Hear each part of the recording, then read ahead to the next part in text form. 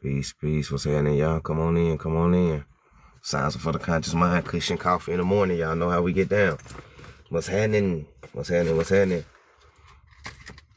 Hope everybody feeling good, feeling right. I'm feeling good, feeling right. You know what I'm saying? Grand risings, grand risings. Like the live, share the live, repost the live. We're going to get started in just a second. Man, shout out to everybody that's in here already, though.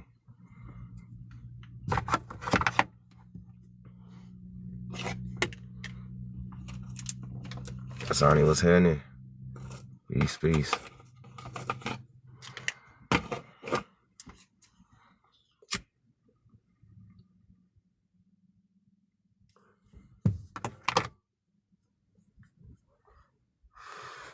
Grand risings.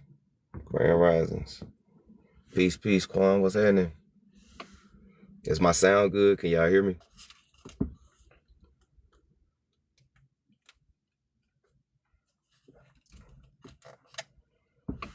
Shit, cooling. All right, just making sure my sound good and clear. Purple Haze, what's happening?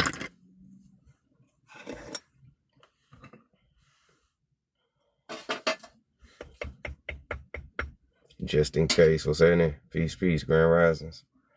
Grand risings, grand risings. I got some dope stuff for us today. She made it in the building. I got some dope stuff for us today, this rising. All right, we're going to be diving into the Irish a little bit. You know what I'm saying?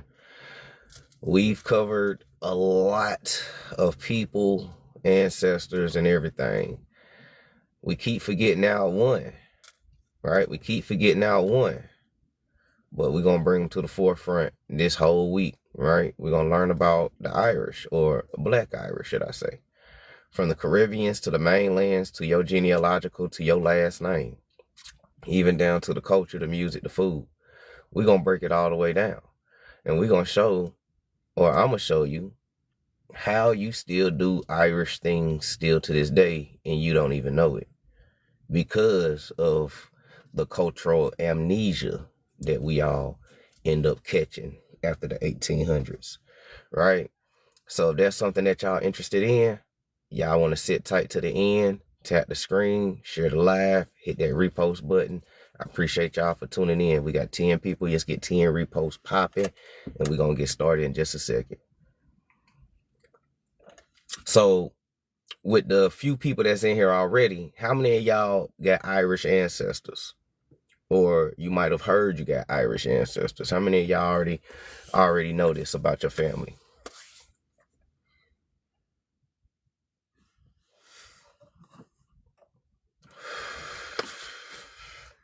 How many of y'all already know this about your family or heard about this? Okay. We got one person. What's happening? My fellow Irish cousin. All right. My fellow Irish cousin. What's happening? Anybody else heard that you got Irish in your family, or one of your ancestors is Irish? Anybody else? Okay. Your great-great-grandfather is Irish, and I carry his surname. Facts. That's dope. You know, my great-great-grandfather is Irish too. One thing I noticed, a lot of our Irish ancestors is always in that great time frame. You know what I'm saying? Peace. What's happening? So I've kind of always noticed that most people that I run into that have the Irish ancestors and last name, most of our ancestors is in that great or great range. You know what I'm saying? Floyd here, Irish. Fact. Shout out to Floyd's. Is Mac an Irish last name? Yes, Mac is an Irish last name. If your name have Mac in front of it, that means the or the house of, or it can be son of, you know what I'm saying? And then the name, like MacDonald, meaning the house of Donald or the son of Donald. You know what I'm saying? So yeah, so Mac, Mac Sweeney. Yup. Floyd. Peace, Rashad. Hope you here to tap in with us for a little bit and stay around. We're talking about these Irish ancestors. We always talk about Moors, American Indians, and everything like that, but we keep leaving out a very important key ancestor, which is the Irish. And like I said to everybody today, I'm gonna show y'all how you still do things very Irish, still to this day, right? We got 15 people in here. Let's get 15 reposts popping, y'all. Let's go ahead and get the algorithm jumping.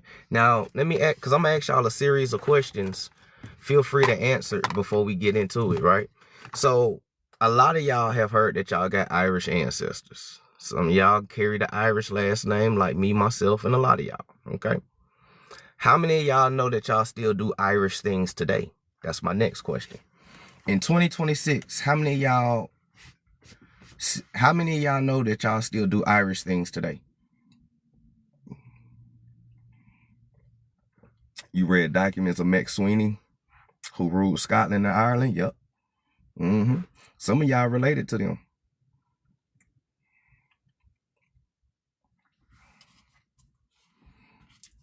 How many of y'all know? Do y'all know that y'all still do Irish things today? At 22 people, just get 22 reposts popping.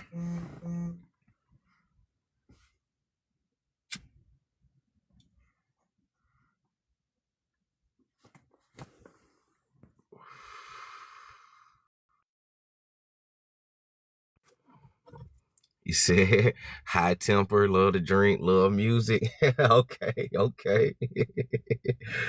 I see somebody grew up with their ancestral knowledge. Somebody grew up. What's happening, Hakeem in the building? Hey, Rich Soul was good. Was good. Roger was good. If you have Irish ancestors, please let me know inside the comments. If you know that you have Irish ancestors, your grandmama, your granddaddy, your genealogy, your last name, let me know in the comments for everybody that's coming in. And also hit that repost button for your boy. You feel me? Let's get this algorithm popping. I got a dope live for y'all today. Hey, he said Young Thug was wearing them kilts.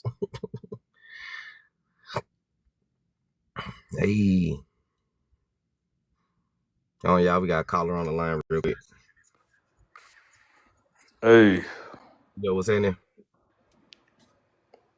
Nothing, you worthless piece of shit. Okay. You feel better about yourself? You got that off your chest? No, I was just stating a fact. Okay. I just, I mean, I don't mind people coming up here getting stuff off their chest, because all they doing is just projecting how they really feel. You know what I'm saying? His name is Mayan Venezuela, and he had African on his profile pic, and he called me a worthless piece of shit. The guy who come into a live that he don't like. I'm glad you can get that off your chest, and I hope your day goes on beautifully, that you got the racistness off your chest, right? So now, anyways, how many people got that Irish in y'all ancestry, right? You know what I'm saying? Because we talking about some real shit, and anytime we talk about that real shit, y'all know them fake niggas gonna come in a bit, right? So P gang. He said Young Thug wearing them skirts. Hey, what's happening? Too Gracious in the building. All the men in my family are short and stocky. What's happening? Look up, peace. He said, I got that Irish and that Scottish. Facts. Hey, I have been so drawn to Ireland for so long, and I never knew why. Hey, I mean, a lot of us got the ancestry. And if you don't have the Irish, you got the Scottish. You know what I'm saying? But it's all tied in. You feel what I'm saying? So shout out to everybody that's in here. We got 40 people in here. Just get 40 reposts jumping. And if everybody want to, feel free to answer the question, feel free. So far, I asked how many people have Irish ancestors. Most of y'all said you do. Last names, most of y'all said you do. Right? And the reason why I'm touching on the Irish, because we've been talking about Indians for so long. We've been talking about Moors and, Sephardics. We've been talking about everything for so long, but we keep leaving out the Irish. Right? We keep leaving out the Irish. And we keep leaving out Georgia, the state of Georgia, right? So these are two topics that we're going to talk about all week, because we, you know what I'm saying? There's a lot of history in Georgia that a lot of people don't know about. Yeah, we talk about Florida, Carolina, Louisiana. You know what I'm saying? We talk Texas. We talk about all that type of shit. But how can y'all forget about the rebels? How can y'all forget about the rebels, the Braves? Well, we're going to touch about the history of the state of Georgia this week, but right now we're going to touch on this ancestry of the Irish. And I'm going to show and explain to you how you still do things very Irish-like, still to this day in 2026. But the reason why you don't know, because of what I call an ethnocide, right? They erased it or they mislabeled it African to throw you off. Because once I start, and as we all been learning and we all been reading and researching and analyzing our culture and the way that we do things, we start to realize, bro, we don't do shit African. At least not modern African, as they say, right? We don't do shit that the Nigerians do. We don't do what the Congolese do. We don't do what the Senegal and the Gambinians do. We don't do what the Zulu do. We don't do nothing that the modern Africans do. And don't none of our culture reflect that. But what our culture do reflect is Indigenous American, Iberian, and Irish. And I have proved that over and over again. I'm going to keep proving it over and over again because it's time for our people to really understand the richness of your ancestry, your blood, and the real reason why people hate you. The real reason why trolls come to your panel and say crazy shit. You know what I'm saying? Yeah, I love you, piece of shit. You know what I'm saying? That man is probably way older than me. One thing I learned about these trolls be like 50, 60 years old. It be people grandparents sitting at home bored than a motherfucker with nothing to do. You know what I'm saying? They ain't got enough in their retirement to go take a trip and live life, so they got to sit inside the house miserable and still work a 9 to 5. You dig what I'm saying? So we gonna really get in here, man. Y'all tap that screen, repost the live. We about to go ahead and get down, man. Y'all already know what it is. Cushion coffee in the morning. Signs are for the conscious mind. High Learning Book Club. Welcome, welcome, welcome. And if you new to the page, go ahead and hit that follow button and let me know that you new to the page. You did? Let me catch up in the comments real quick, though. McTully or Tully here. All facts. You're spitting facts. We're going to get into it. Lilith, what's happening? Peace, peace. Muscle genetics be crazy. Facts, facts. You got Scottish from your dad's side and Irish on your mom's side. Facts, Kiki. Hey, shout out to everybody. What's happening, Flalanius? Peace, peace. Hey, I see all my OGs in here and all my newbies. What's happening, y'all? So, let's go ahead and break it down one time, right? The title of this live is Black Americans and Black Irish. All right, the title of this live is Black Americans and Black Irish. Here are 5 well-documented things Black Americans inherited from Irish ancestors, especially through colonial era, intermixing, servitude, and shared underclass life in the Americas, 1600s to 1800s. This isn't folklore. Much of it shows up in linguistics, music, labor, culture, and folklore. Listen to what I'm telling you. Your Irishness shows up in your music, your language, Ebonics, labor, culture, and folklore. What's happening, Cosmic? Peace, peace. Mm-hmm. You see what I'm saying? Let's go ahead and get into it, though, right? American Indians and the Irish. Okay? The American Indians and the Irish. Let's get into it. Let's start with the soul food dishes real quick, right? Let's start with the soul food dishes because I like to start with soul food because food is culture. Culture is created by the people.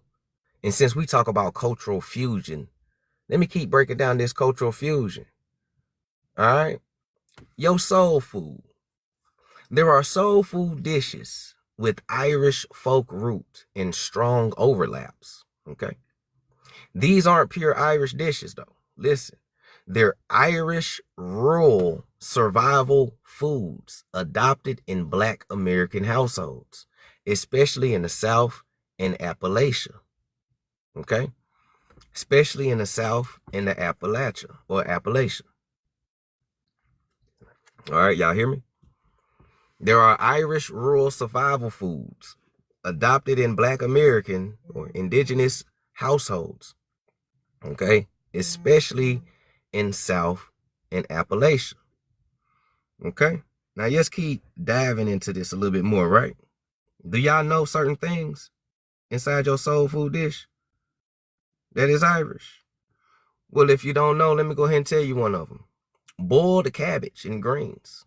Collards and turnips and greens. Man, we love us some greens, don't we?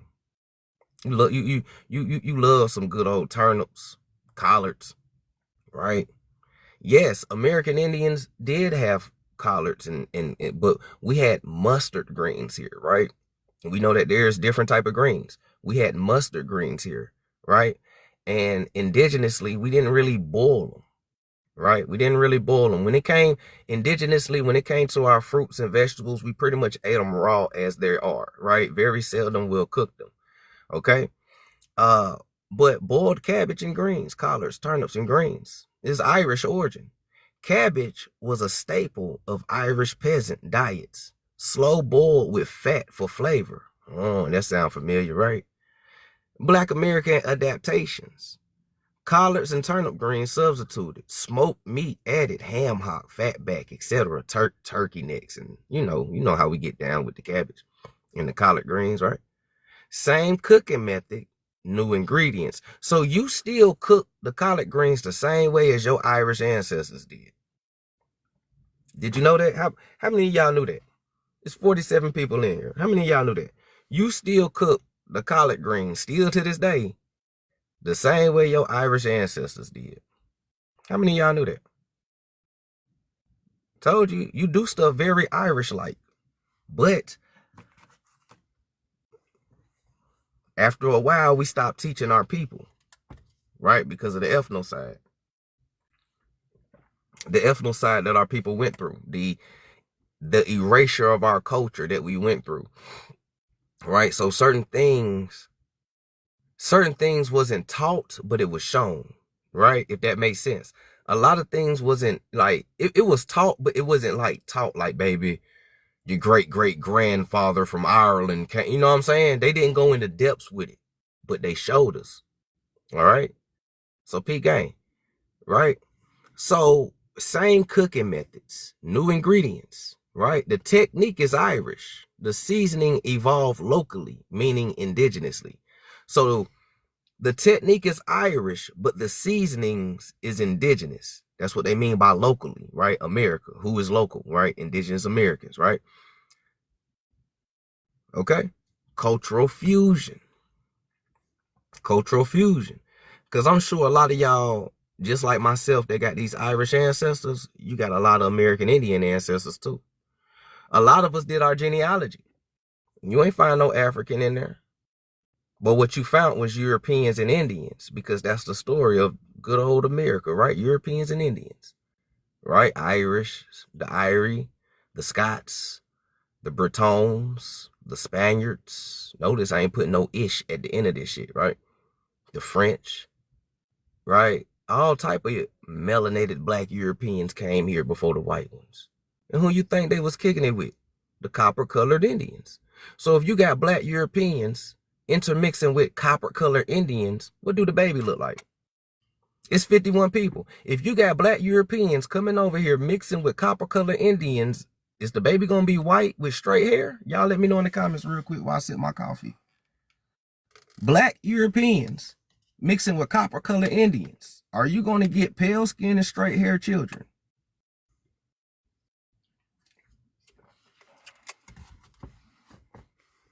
Hell no, you ain't gonna get pale skin, straight hair children. These pale skin, straight haired people came later on in history. Like I've always told people, 80% of white Americans came to America through Ellis Island. That is a lot of white folks, bro. So if 80% of white Americans came through Ellis Island, that means less than 20% of so-called white people was here in colonial times. That's not enough white folks to all black people mysteriously got white ancestors. That's not even enough white folks to do that. And white men aren't as fertile as people think they are. This is why their birth rates is dropping. They're not fertile people. So that whole mainstream colonial narrative of the white man, that's bullshit. They can barely reproduce amongst their own. You think they're gonna be able to reproduce with you? Our bodies attack those cells. Think about that, y'all. Stop believing what the Rothschilds is telling you. We should know by now in 2026, anything that's mainstream is bullshit. We should know that by now. And how far we are in the age of awakening, we should all know that anything mainstream is bullshit. If you want that real shit, you gotta come to the underground. So shout out to all y'all who found me on the underground of TikTok, because I am one of TikTok's most shadow banned. So if you ended up here, it's because you were supposed to be here. Just keep going. Another thing, right? Another thing, corned beef hash. Now, a lot of us Southerners know about this corned beef hash or corned beef, right? Northern people know this too, but us Southerners know about the corned beef as well. Okay? We know about the corned beef as well too, right? But listen, peep gang, peep gang, peep gang, peep gang. What's that in Peak Diamond? So corned beef, especially northern black communities up north, right? Irish American tradition, salt cured beef for preservation, became an Irish American identity food in the U.S. Black American adoption, especially in New York, Boston, and Philly, became a black staple because it was cheap and filling. Corned beef and cabbage being black and Irish is no accident. He said we throw down on corned beef in Cleveland. I already know. They eat it here in Kentucky too.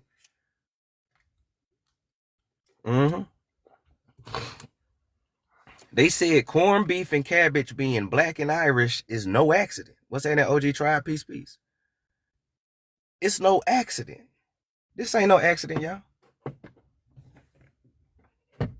This ain't no accident. All right? When we breaking down our Irish side for once, right? We breaking down our Irish side because we ain't ashamed of our European roots, man. I'm not ashamed of my European roots. I love my shit. I love my great-great-grandfather Solomon Dooley. That was his name, Solomon. Very Sephardic. Remember what I told you about these Irish and Scots? They still Latinos, remember? Remember that lesson? Everything I showed y'all? Just because we talking about Irie and Scots, these are still Latinos. These are still Sephardics and Moors. They just in Ireland and Scotland with it. Okay? Irish Negroes, Scottish Negroes, right? Is the Picts, the Moors, the Druids, the Chaldeans, right? The Sephardites, Afrashad, Salah, right? These still the same people. They in Ireland with it. Okay? Peep game, we gonna get there though. We gonna get there, right? McMullen, yes, very Irish. You a Hamilton, yup. Macintosh, facts, yup. Magnificent, what's happening? Peace. So going to the next soul food dish, fried fish and starch. All right, the other soul food dish that comes from your Irish ancestor, your American Indian fusion, is fried fish and starch. Irish, fried fish and fat, served with bread or potatoes, right? Fish and fries, right? Fish and fries, fried fish and fat served with bread or potatoes, right? Some of y'all might eat a fried fish sandwich. I do. I like fish sandwiches, right? Fish with the bread, right? Fish and bread, Irish, right? Fish and bread, something fast, something quick. Or you might like fish and potatoes or French fries. I like fish and French fries. Long John Silver, ring a bell to y'all? Okay. Fish Fridays was a Catholic influence. And when I say when I say Fish Fridays, y'all know in the hood when we do fish fries, right? When we have a community fish fry, it comes from Fish Fridays, which is a Catholic influence. You ain't even know that, huh? Right? We got 60 people in here. Just get 60 reposts jumping, man. I appreciate y'all for tuning in. Shout out to everybody that's in here. Right? Fish and bread was delicious in the islands. Oh, yeah. We got a lot of cousins over there in the islands on our American Indian and Irish side. We got a lot of Irish cousins in the West Indies. And we got a lot of American Indian cousins in the West Indies. What's happening, David? Peace. You'll be surprised. Our family big over here. I'm trying to tell you. Our family big. They created these social constructs to divide our family. Excuse me. All right? I'm going to keep it real. That's the whole reason why all these social constructs and these labels and all this stuff was created, to divide our big family. We have a big ass family that we don't even know about. You got cousins in Mexico that you don't know about. You got cousins in Ireland and the West Indies that you don't know about. Some of y'all got cousins in the Pacific Islands that you don't know about. And y'all think that y'all different people because of these labels, the black, white, Creole, Negro, color, all that other shit. But we here to break all the illusions in the matrix and the social constructs. You dig what I'm saying? So sit tight, because the end gets real juicy. This is only the beginning. Oh, fish and grits. Come on, man. Carolina Sun said they ain't had no grits. Yeah, they had grits when they came with the Indians. The Indians had the grits, remember? The cornmeal. The Indians had the grits. They fried the fish and the fats. So when the Irish and American Indians came together, you got fish and grits. All right? Peep game. Peep game. You see, yes, sir. It's man. Hey, we gonna touch on that book this week. I got that book. Trust me, I got that book. I just never read from it on live. But we gonna touch on it because we about to dive deep into the Irish ancestry. Like I said, we talk about Indians and Moors all day, but man, what about the Irish? We can't forget about the Irish. How can we forget about the people where a lot of our surnames come from? Can't forget about great-great-granddaddy and them. And it's crazy how most of our Irish ancestors is on the male side, right? Great-great-granddaddy. You know what I'm saying? Grandmama was the Indian. Great-great-granddaddy was the Irish. You know what I'm saying? European and Indian. That's the good old American story, right? Peep game. Peep game. Let's keep going, though. So, Black American, right? Fried catfish equals cornmeal, right? Fish and grits, right? Fish and grits. Fried catfish and cornmeal, aka grits. Fish and grits. Same concept, new world ingredients, right? Just like before, same technique, same concept. Only thing just different is the American Indian ingredients, right? The grits, the American Indian ingredients, the seasonings. Same concept, same technique. So you still fry fish the same way. Ain't that something? You still fry fish very Irishly. You still fry fish very Irishly. What's that, bro? Ain't that something? This whole point of this live this morning is to show you that you still do Irish things. Just like you still do American Indian stuff. You know what I'm saying? This shit don't make you any less Indian. Right? Because we already know that these are the same people. But we gonna get there. But you still do things very indigenously, very Irishly, very Sephardic Moorishly, still to this day. And we just breaking down the culture, breaking down the traditions, and breaking down everything. In 2026, you are just as much Irish today as you were Irish yesterday. You are just as much indigenous today, just as you are indigenous yesterday. But it's a reason why they call you ghetto. And we're going to get there too. We're going to break down the word ghetto. Because you're going to be surprised, right? You're going to be surprised, right? We're going to break it down. Just keep going, though. Just keep going, shout. Roll it if you got it. Pull it if you got it. Okay. So now, even the Friday fish tradition crosses both cultures. Fish fries. Fish fries. That's why you call them fish fries, right? Let's go to number 4. What is something very Irishly that you still do today? Stews, gravies, and pot food. Stews, gravy, and pot food. Irish stews, 1 pot meal, cheap cuts of meat, long simmer times. That sounds familiar, right? That sounds familiar. You can feel free to put it in the comments of what that sound like. 1 pot meals, cheap cuts of meat, long simmer times. What kind of food do that sound like in our soul food culture? Somebody put it in the comments for me. What do that sound like inside of our soul food culture? One pot meals, cheap cuts of meat, long simmer times. What do that sound like? Pot roast. There we go. Neck bones, etc. Right? Mississippi pot roast with some cornbread. Purple Haze said, I'm doing it now. Hey, you said you think I might be on to something, young man? Hey, Carlito, I am definitely on to something, because rest in peace to my father. You know, my daddy and my grandmother raised me on my Irish culture. You know what I'm saying? My Irish grandfather is my grandmother's grandfather, right? So my great-great-grandfather named Solomon Dooley. So my grandmother still remembers her grandfather, you know what I'm saying? And growing up, I always heard stories about how he was a black Irish. He was short, stocky. He was a lumberjacker. He had a short temper, you know what I'm saying? You know, the music, the accents and everything like that, you know what I'm saying? So I already kind of grew up knowing this Irish history and my Irish side, just like I knew my Indian side, you know what I'm saying? And most people who got Geechee, you got Irish ancestors. Most people who have Geechee in their ancestry or some type of Creek Indian, you definitely got Irish ancestors. You know what I'm saying? Because a lot of Irish and Creeks and Geechee lived in villages together. So just peep game, man. Shout out to everybody that's in here, man.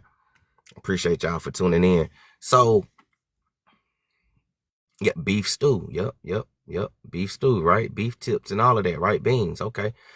So now, soul food, right? Soul food. That turns into smothered chicken. You see what I'm saying? When we get into the soul food dishes, that turns into smothered chicken. Gravy heavy dishes, right? Liver and gravy, right? Put it all in one pot, right? Put it all in one pot. This is peasant survival cooking, not elite cuisine, right? Of course, because when the Irish came over here in indentured servitude, they was in indentured servitude with the American Indians. So because of that, cultural fusion happened, right? So we had to make long meals that last a long time. Okay? They want you to think that this shit is African, though. Ain't that shit crazy? What's that in Horse? Peace. They want y'all to think that this shit African like a motherfucker, boy. And some of our people believe it. It came from Africa. Yeah, this shit is far from Africa. What's that in Cherokee? Peace. What's that in Big C? Roll it if y'all got it, if y'all can. If not, I'm going to go ahead and virtually hit the joint for y'all. I'm off work today. You know, take a little break today. Man, we've been working 12s all week.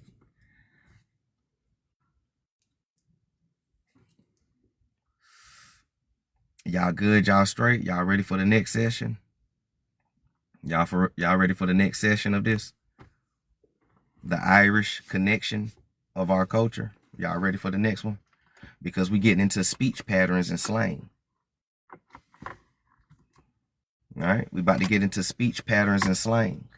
Y'all ready for this? The goal is to show you how you still very much Irish and Indian, still to this day.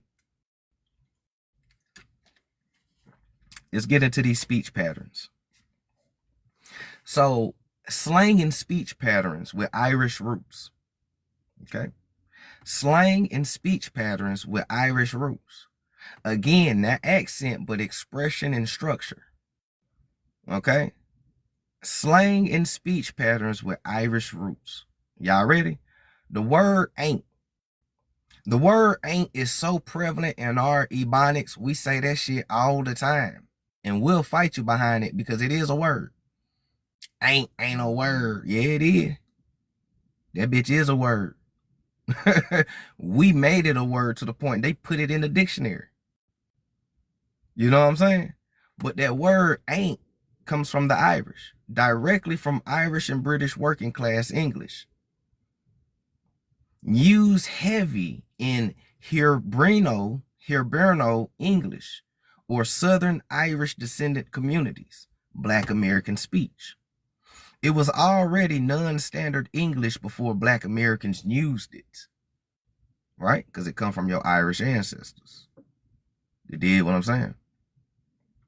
Peak gang. Peak gang, peak gang. All right? On God. Y'all ready?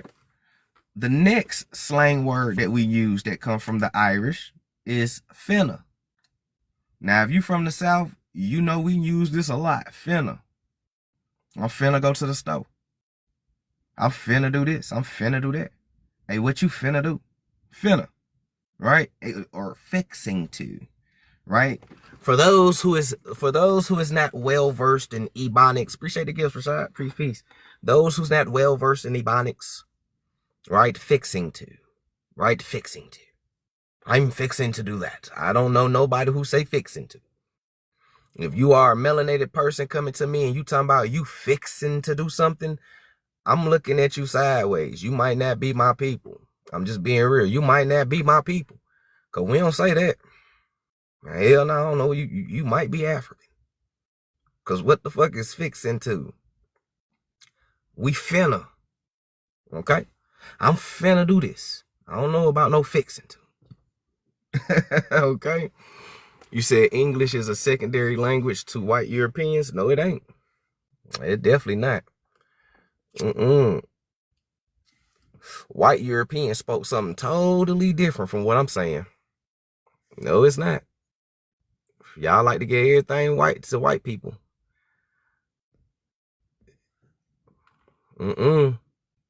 English did not come from them.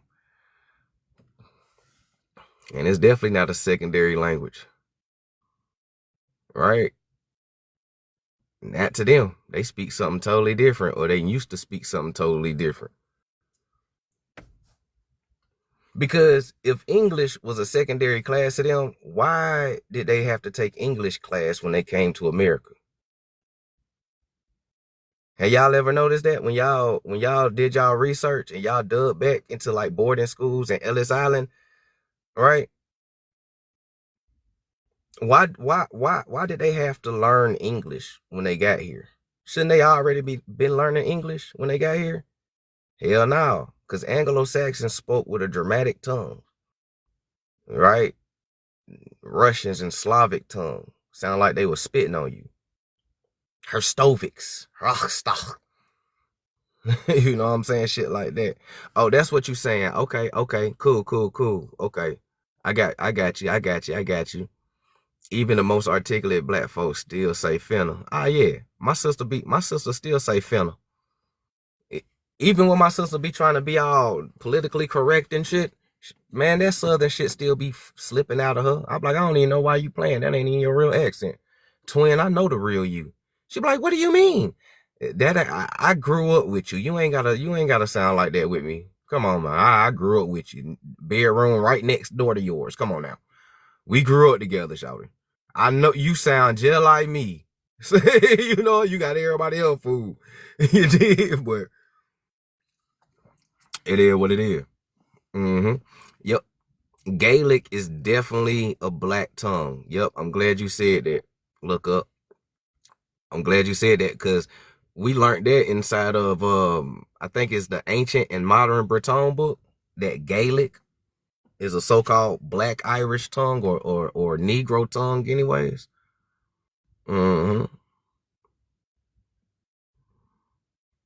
Also, they can't figure out AAVE and Ebonics. They so vulgar with the language and comprehension. Yeah, they definitely don't understand Ebonics.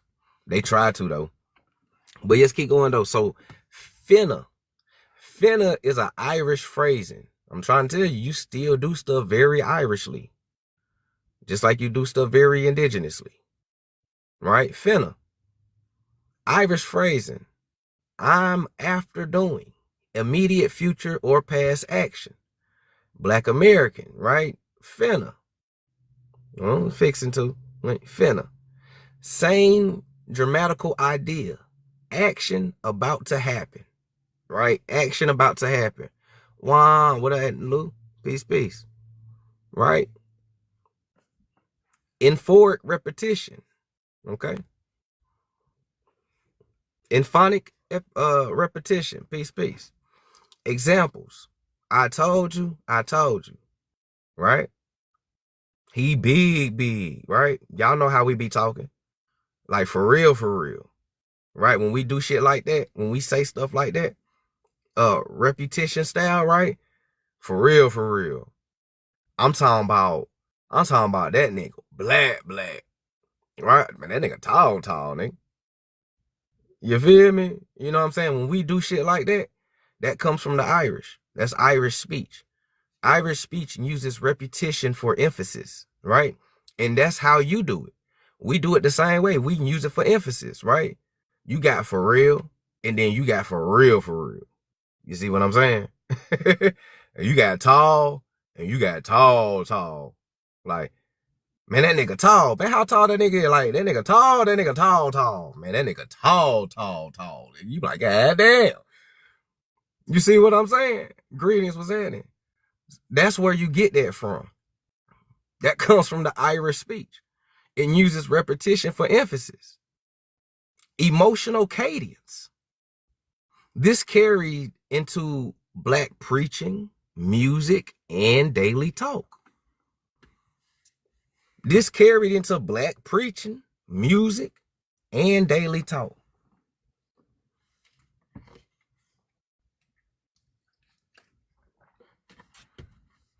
Who knew that you still speak Irishly? But they say this shit African though, right? They tried to say that your Ebonics is African. When the last time you heard an African speak like this? Y'all let me know real quick before we flip it. When the last time you heard an African speak like this? Africans don't even understand Ebonics. And they don't even sound right trying to speak it. If Ebonics came from Africa, shouldn't Africans be speaking this shit better than us? Or certain words or something like that? Ain't no African words in our Ebonics. I'm looking for the African words. I don't see no African words in our Ebonics. These niggas can't speak this shit. Not trying to sound fucked up or nothing. But I'm just saying, how can people always equate shit to Africa when you can't find it in Africa? You can't find our soul food in Africa. You can't find our music in Africa. You can't find our dancing in Africa. You can't find our hairstyles in Africa. You can't find our language and Ebonics in Africa. You can't find the hoopers and athletic people in Africa. You can't find nothing that comes from Black America in Africa. But you can find it in Ireland.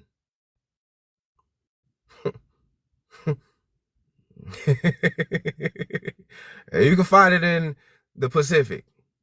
Shit, you can find a goddamn Asian man in China who can speak Ebonics better than the African. We hear it all day. You ain't never heard of a Chinese man with a damn Louisiana accent? That shit crazy as hell. It's hella videos of that. And Louisiana people will tell you that, right? They got Chinese people be catching on to our Ebonics and accents and dialects faster than anybody else. That shit be crazy. And I wonder why. Follow that Mongolian spot. But this ain't an Asian live though. All right. But P gang though. Let's keep going. We breaking down the Irish. This the intro to breaking down our Irish roots. Right? Right? P gang. The insult humor. The insult humor in playful disrespect. The insult humor in the playful disrespect, or what we call roasting. The dozens, exactly, right? The dozens. Roasting, joning, jiving, talking shit. The Indians did it. The Irish did it. This is why we overly do it. Listen to what I'm telling you. The Indians did it. The Irish did it. This is why we overly do it. We talk shit on a daily basis, bro. I'm keeping it all the way real.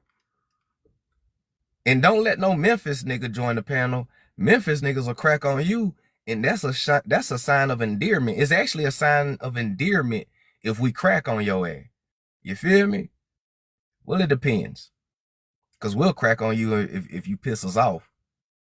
Oh, bitch ass nigga, old little ass feet nigga, big body little head ass nigga, boy, fuck. You know what I'm saying? We'll get it in on your ass. That come from your Irish side. You know what I'm saying?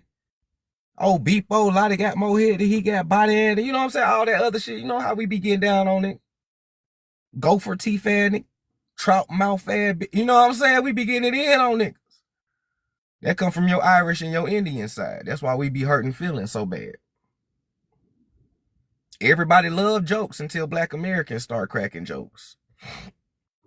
You see? Nah, for real. Y'all know it's true. Everybody love a good joke until Black Americans start cracking jokes. Now everybody feelings hurt. We'll clown you for graduating, getting a raise, or having dusty shoes. Now, facts, Rashad. Hey, what's that, TB? Now, facts. We'll roast your ass for anything. For real, your ass can be, you could be a good father. Niggas will roast you for that. Look at this nigga. This nigga taking his kids to the park. Oh, good father ass nigga. You know what I'm saying? Niggas will roast you for anything. Look at this nigga. This nigga got all A's on the report card. Oh, smart ass nigga. You know what I'm saying? Like, for real. Oh, that nigga just got, oh, I see you, nigga got that nigga got a new charger? Oh, what you balling now, ass nigga? Nigga will roast you for anything, fam. But that shit come from your Indian and your Irish side. Long walks on beach ass nigga. Oh, in love ass nigga. You know what I'm saying? Was that the E-flow? Y'all know how we get down, man. But that come from your Indian and your Irish side, though. Right? Your Indian and your Irish side. Right? So the Irish, right? Cutting jokes, teasing is bonding, right? Teasing is bonding. This is what we do. You know, when we get around our homies or homegirls or whatever, you know, we crack jokes as a bonding. That's why I say that it could be, if we roast you in some cases, it just mean that we like you. You know, it's a sense of endearment. You know, it just depends on the vibe. But, you know, we teasing as bonding. Our parents do it to us. That's where we get it from. You know, our parents, our grandmamas and shit, our aunties, niggas grow up getting roasted. You know what I'm saying? What's happening, Gus? We grow up getting roasted. Get your black ass, old dirty ass in the house smelling like outside with your black ass. Damn, mom, you just gonna roast me like that? That's crazy. Hey, now facts. Man, look, P gang.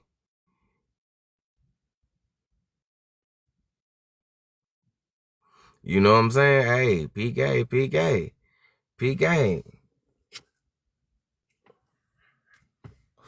All right. Verbal sparring, right? Verbal sparring, as the Irish call it. Black Americans, right? Roasting, dirty dozens, slit talking. Humor as armor in oppressed communities. Okay, humor as armor in oppressed communities. Nigga just roast your ass. You feel me? Just keep going though. Expressive fillers. Okay? Expressive fillers. Words like now, so, look, and man. Okay? These are expressive fillers. Man, look. Right? Expressive fillers. All right, now. Right? Expressive fillers. Hey, man. Hey, look, shouty. All right? Expressive fillers. In the Irish speech, that's used to frame stories or pull listeners in. Black Americans, same storytelling function, especially in oral culture. Man, who knew that you still do your Irish stuff still to this day? So why do this matter, right? You know, some of y'all probably in here, right? Well, why does this matter, Los? Okay, cool, I get it, but why do it matter, right? Y'all tap that screen, hit that repost button if you haven't reposted live. I appreciate y'all for tuning in, right? Hit that repost button for your boy, man. I appreciate that. Appreciate y'all for tuning in. So some of y'all be like, hey, why do that matter? Well, because Black American culture is Creole, for one. I've been trying to tell y'all that. I told people that, they jumped down my neck. We ain't no goddamn Creole. The Creoles get mad. We ain't no Black Americans.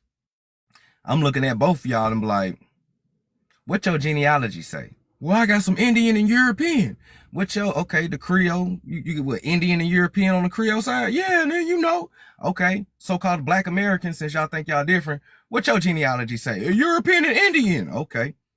Hey, Creoles, y'all eat cornbread and you know, and gumbo and jambalaya and all that shit, man. You know we eat that shit. All right, so-called Black Americans, since y'all think y'all different and shit, you eat cornbread, gumbo, seafood, boy. Yeah, come on, man. Like I told you before, these social constructs was created to divide a big-ass family. Divide and conquer. Did we forget COINTEL? Divide and conquer. We got to divide this big-ass family in order to conquer them. But first, we need to make them think that they're different people by giving them misnomers. So yes, it is true. Our culture is so-called Creole. Your Ebonics is an evolved Creole. It started off as Creole, but it evolved into what we speak today. This is why when you sit down and you write the spelling of our Ebonics, and then you write the spelling of Creole words, it's the same spelling. Jamaicans say ka instead of car, they say ka. Down south, we say ka instead of car. Chicago say ka instead of car. Ka, or C-A-H, instead of C-A-R, that's the Creole spelling of car. You see what I'm saying? The cadence, the tone, how fast we speak. When you go down south and a nigga get excited and he get to speaking that motherfucking jive like that, and he be running that Ebonics all together, and you know what I'm talking about and stuff like that, whoop de whoop whoop, blase, blase, da da da da da. We understand what the fuck we be talking about, but them niggas out there listening to us, they don't understand what the fuck we be talking about when we be kicking that jive. See what I'm saying? Only my people understand me. Other motherfuckers in the hallway probably like, what the fuck did this nigga just say? You did. That's because they don't speak what we speak. And what we speak don't come from what they speak. It's something totally different, dog. It's something totally different. So, but understand what that Creole is, though, right? Remember when we read Creole Indians, right? Latinos, American Indians. Latinos and American Indians create what? Maroons, Creoles, so-called Afro-Indigenous, right? Okay. Cultural fusion. Our culture proves what we've been learning for 2 years about Latinos and American Indians. Our culture literally proved this. This is how I know a lot of people ain't full-blood Indians, nigga. All right. Not saying you any less Indian, but I'm saying you got that European in your family tree, and it's okay. Because that European come from royalty and greatness and nobility too. Just like the Indian come from royalty and nobility too. You come from rich ancestries and you still are the heirs to these lands. But they don't want you to know none of this stuff. That's why they erase everything. Took you completely out of history. This is why there's a big hole in history. When we take the Black Americans out of history, we got to take the Latinos out. We got to take the real Indians out. We got to take the Sephardics out. We got to take the Irish out. We got to take the Scots out. We got to take the Italians out, the Sicily out, the Sicilians. We got to take all these people out. And we got to whitewash Egypt and the Romans and the Greeks too, nigga. You see how much stuff you got to erase just by removing one group of people? This is why there's a big ass hole in history. Let's keep going though. Black American culture is Creole, not mono origin. It formed through Irish and Scot underclass life, indigenous American foodways, Iberian Ladino traditions, Moorish and Mediterranean influences. This ain't no Nigerian, this ain't no Gambino, this ain't no Congolese, this ain't none of that modern African shit. We older than that. Our culture is literally a blend of Black Irish, Black Scots, copper-colored American Indians, Black Iberians who are Latinos, El Negros, the aka African diaspora, and Moorish, who goes with the Iberian and Latinos and the Mediterranean influences.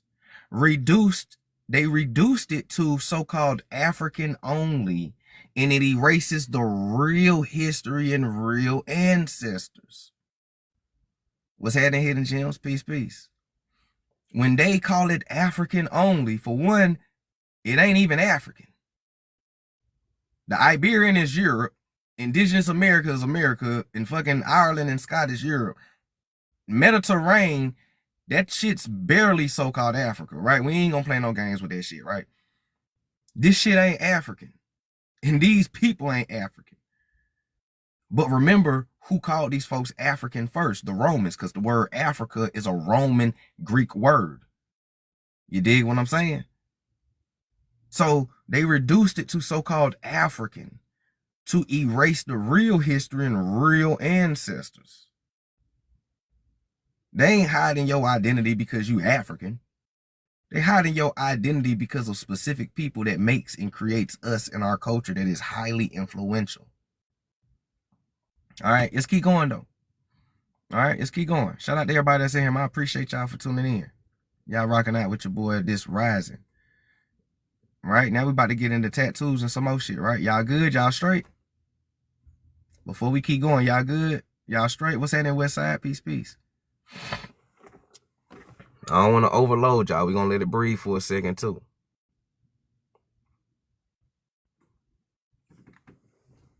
Hey, facts, Hidden Gems. Shit, we'll probably hop back on tonight, maybe. We'll probably hop back on tonight.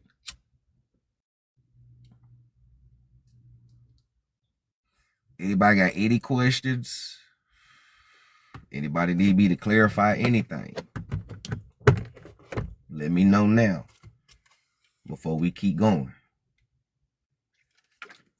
I appreciate everybody for tuning in. Thank you for all the likes, the love, and the supports. Y'all the real MVPs. Y'all already know how we get down. Mel B, what's happening?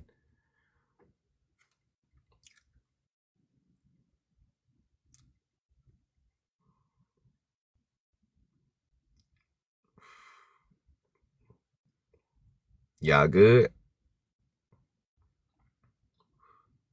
I know some of y'all at work, it's all good. But those who aren't, let me know. Okay, cool.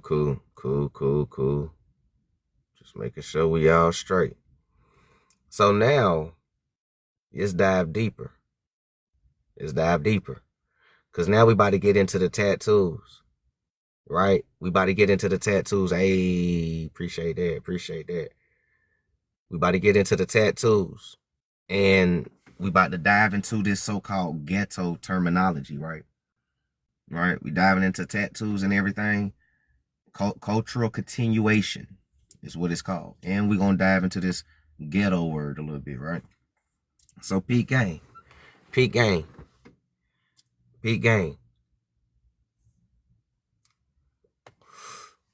So tattoos were sacred identity markers, not ghetto.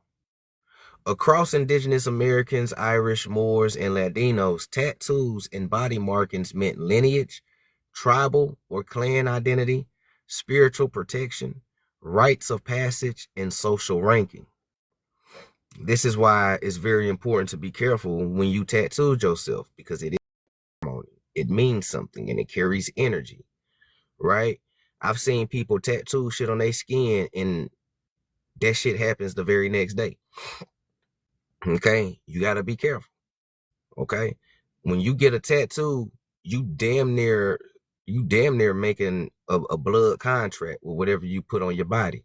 So make sure you put something uplifting, something that means something dealing with your identity, some spiritual protection signs and stuff. You know what I'm saying? Peep game. If you're going to do it, just do it right. Right? So across indigenous Americans, Irish, Moors, and Latinos, tattoos and body markings meant lineage, tribal or clan identity, spiritual protection, rites of passage, and social ranking. Okay? All right. Indigenous Americans, tattooing and scarification were widespread. Marks shown nation, family, and spiritual roles. Spanish and English colonizers criminalized tattooing because it signaled indigenous continuity. So at one point in time, they criminalized the American Indians from getting tattoos. Uh-oh. They told you something backwards, right? They probably told you, man, look, we're going to get into it. All right. We're going to get into it. Hold on. I think I went too far. Tattoos. Okay, boom. Here we go. So that's just tattoos, right? You got the Celtic not tatted on me? Yeah, I got to get some more tattoos too before I hit 40. Before I hit that big 4-0. When I hit 40, I ain't getting no more tattoos. So I got like 4 years or 5 years to go. I'm about to get my shins done, though. That's why they put it in the Bible, too. Exactly. There you go. There you go. Because if you want to, the best lies are the ones that's mixed with the truth. As they was creating these laws, they put it in the Bible as well, too, to make you think that you gonna go to hell for getting tattoos and all that other shit, right? You know, remember, they demonized your culture because they demonized you, too, aka criminalized you. So when you read these books, a lot of these books, especially these new modern Bibles and religious books, I hate to say it, but the demon in the story is you, right? When they talk about Revelations and the serpent gonna rise again, and that's you. That's the Kundalini energy. That's the Age of Awakening. That's, Leviathan, right? That's you. Because you are the Naga, right? But peak game. I'll break that down a whole another day. You said you got 5, you got to get more. Yeah, I got 30. I got 30 tattoos. Yeah, I got 30 of them things. My fingertips tatted, my hands tatted, arms, neck, face. I got tats everywhere, for real. I'm gonna hit these legs, though.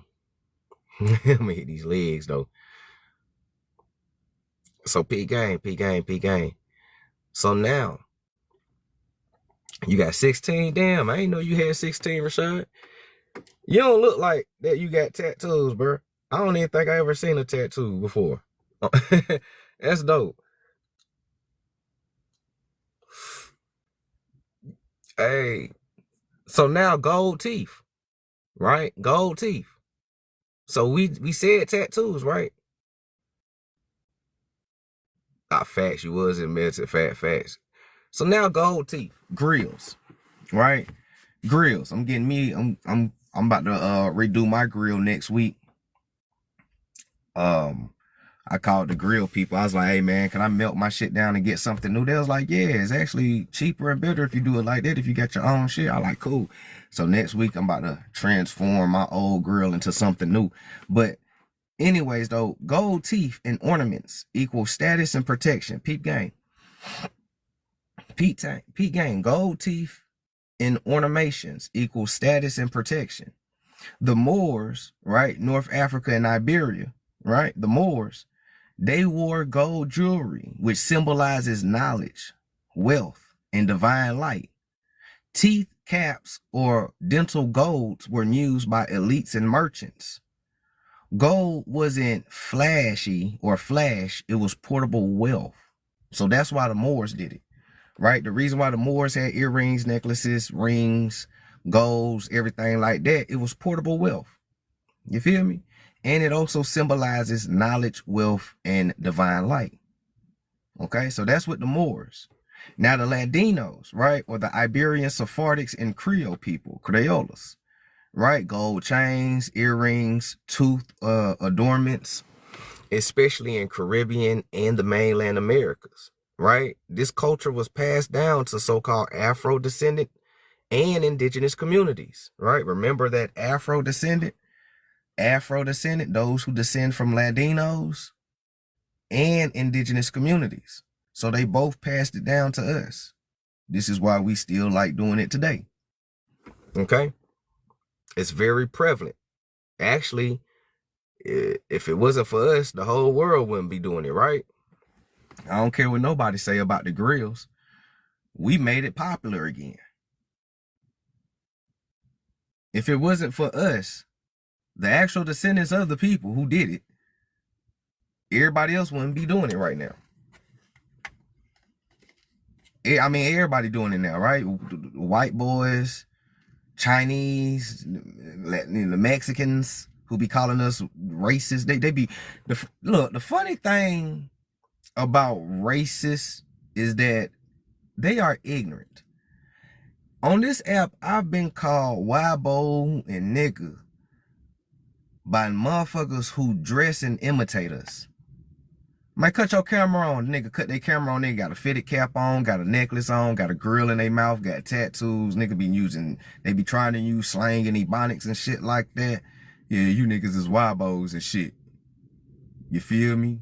I feel you. What the fuck? Bitch, you got a grill in your mouth? You know that ain't your culture, right? That'd be the funny thing.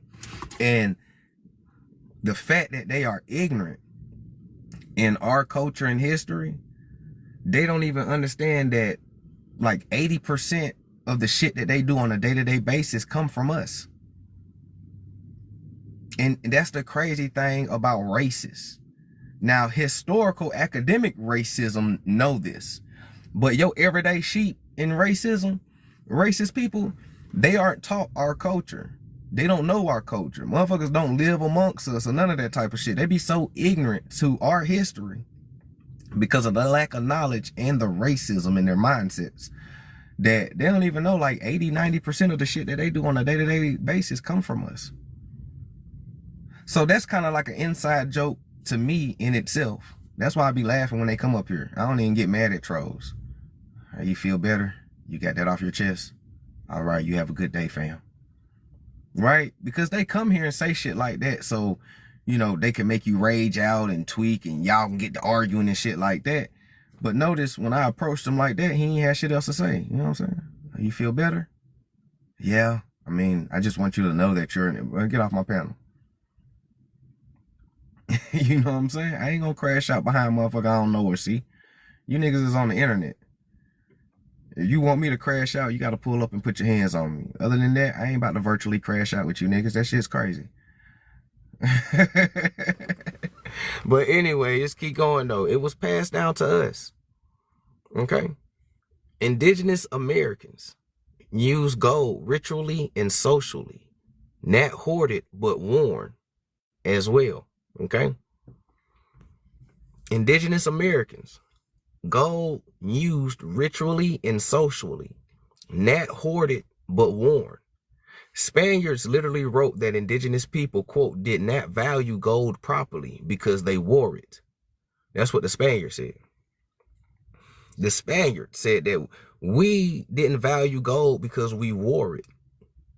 Wearing wealth on the body was normal. Colonizers preferred hoarding it. We wear it, they hoard it.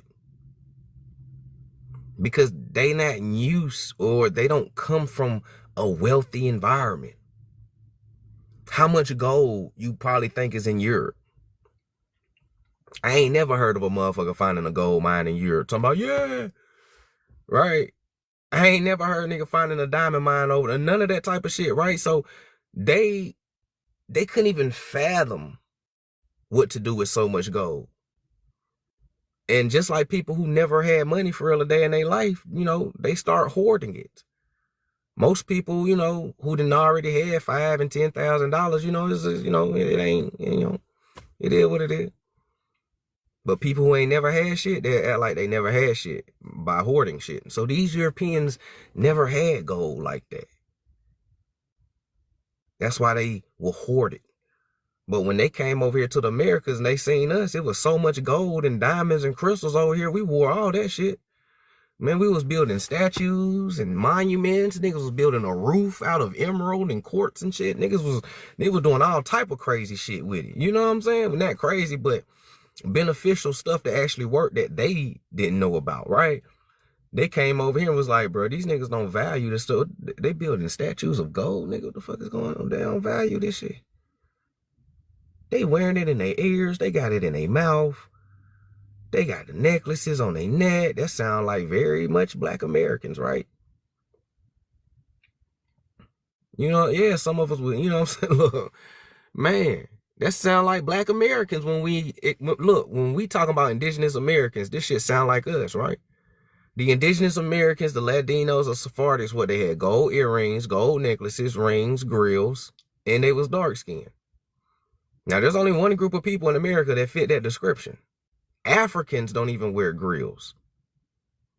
And when they do get a grill, that shit look funny as hell. Some stuff is made for our face, right? I'm just gonna say it like that. Something, and y'all know what I mean. Some shit just look right on us and don't look right on other people. That's because it's not their shit. It look right on us because it's our shit. Some shit is just fit for us. Just like when you go to China, a nigga put chopsticks inside their hair as ponytails. That shit look cool. That shit look cool when our sisters do it too. But, you know, an African woman put chopsticks in her hair, you be like, you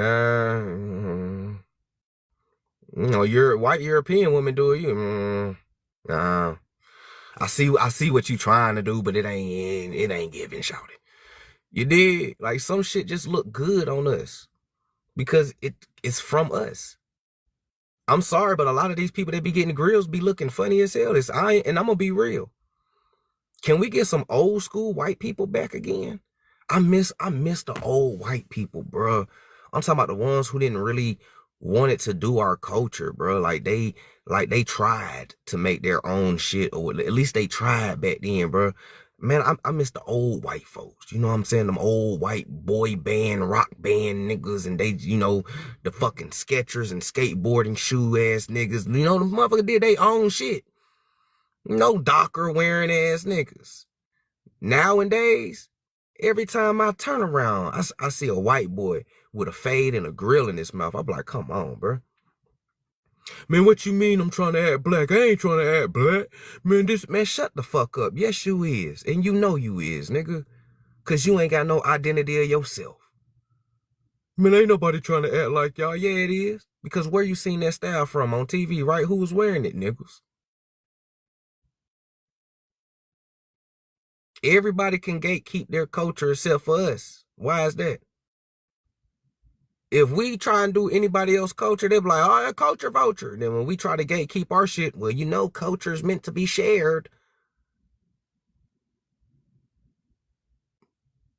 Everybody else, though, if I get out here and be like, yeah, I'm a small hat person, they're anti-somebody that. But let a small hat drop a rap or mixtape or some shit like that. Well, you know, culture is meant to be shared. Bitch, ain't this a bitch? Who says? They don't like their own culture. They want your culture. That's why they want you to share your culture. They don't like their own goddamn culture. Real shit. They don't like their own culture. This is why they step outside of their culture to do everybody else shit. We don't step outside of our culture. We've been doing the same shit for generations. We don't step out of nobody else. We don't step out and do what the Siberians do. Right? We ain't got no Siberian mixtape. We ain't stepping out doing what the Germans and the Russians do, bro. We ain't doing what the Nigerians and the Congolese do, or the Britons or the London. You know, we ain't doing what none of them niggas is doing. We doing what we doing. We been doing what we doing. Our culture's so rich and exquisite and brilliant. Man, it's so multifaceted. We ain't gotta do what no, man, come on, man. Stop playing. This why they want you to share your shit, because they ain't got culture still to this day. They ain't got no culture. They don't. You can look at them and tell they don't. They ain't got no style. Look at how they put clothes on and shit. They ain't got no style. Nigga be throwing whatever on. Nigga come outside with Adidas jacket, with Nike sweatpants and fucking Puma slides, nigga. Colors don't even be matching. Shit be like brown, yellow, and orange. And you got what the fuck going on, bro? Like you got dressed in the dark. You all right? What you mean? Oh man, you know, clothes is just clothes, bro. That shit don't matter. I can see that bit don't matter. We probably the only people that color coordinate the way that we do. We'll put some colors and some clothes together quick, and motherfuckers be like, oh shit, everybody else will start doing it fast. Motherfuckers ain't start wearing starter jackets till we made that bit hot. Nigga wasn't buying Gucci and Louis till we started buying that shit. Gucci and Louis been around since the early 1900s. Them niggas used to make suits. Them niggas was going down. Nah, this is the real story. This is how all luxury brands took off. They have always been around. Nobody wasn't buying that shit for real, bro. Them niggas was on the verge of collapsing. What's that in the order? Peace. They had to come to our neighborhoods on the low ski. Nah, listen, real shit. They seen how we would make graffiti shirts. And we would put pictures and tie-dye and all this type of stuff on shirts, and how we would bleach our pants, different styles and all that type of shit. You feel me? They took that from the hood. When they came and they started studying us and shit like that, they took those ideas, went back, and now you got Gucci and Louis symbols all over the shirt, right? The G and the G and the L to V and all of this type of stuff, and all the, you know, the tie-dye shirts and the bedazzled pants and all. They got all that shit from us. And guess what? Because that shit caught our eye, because it was our culture, we start buying that shit and we stopped making our own. This is some real shit. Same shit with Cadillac, same shit with Ferrari, same shit with all of these, bro. Niggas wasn't really buying that shit. We had our own shit. But anyways, we're gonna keep going though. Right? We're gonna keep going. Right, we're gonna keep going. We're gonna keep going. What's happening, Coco? Peace. Yeah, Eminem, MJ Key, dude play Tommy on TV. Man, you already know what it is. Remember when white people used to make alternative music? Yeah, man, that's what that shit was called. Toussaint. I was trying to find the words for it. Yeah, white people used to make alternative music. Oh, shit. Oh, man. That's what that shit was called. They used to make alternative music. Nigga don't even make that shit no more. Here, all them niggas want to be a rapper and all them niggas want to be a rapper, a streamer. Man, look, we made the streaming world hot, bro. Everything we touched turned to gold. Who you think King Midas was? King Midas wasn't a person. King Midas was a people with a touch. Listen to what I'm telling you. King Midas wasn't a person. It was a people. A people with a golden touch. The Midas touch. Everything we touch turned to gold. Streaming is hot. Streaming been around for a while. White people used to stream. Niggas weren't tuning into that shit. As soon as we start streaming, that big guy turned. Look at what we be doing, bro. We be always evolving the culture. But P Game, we're going to keep reading because I got a lot to get to real quick, though. And then we'll continue dialoguing along the way. Y'all know how we get down. So grills, right? We're going to get to the grills now, right? Grills. So grills specifically equals portable wealth in hostile systems. What's happening, Smoke Job? Peace.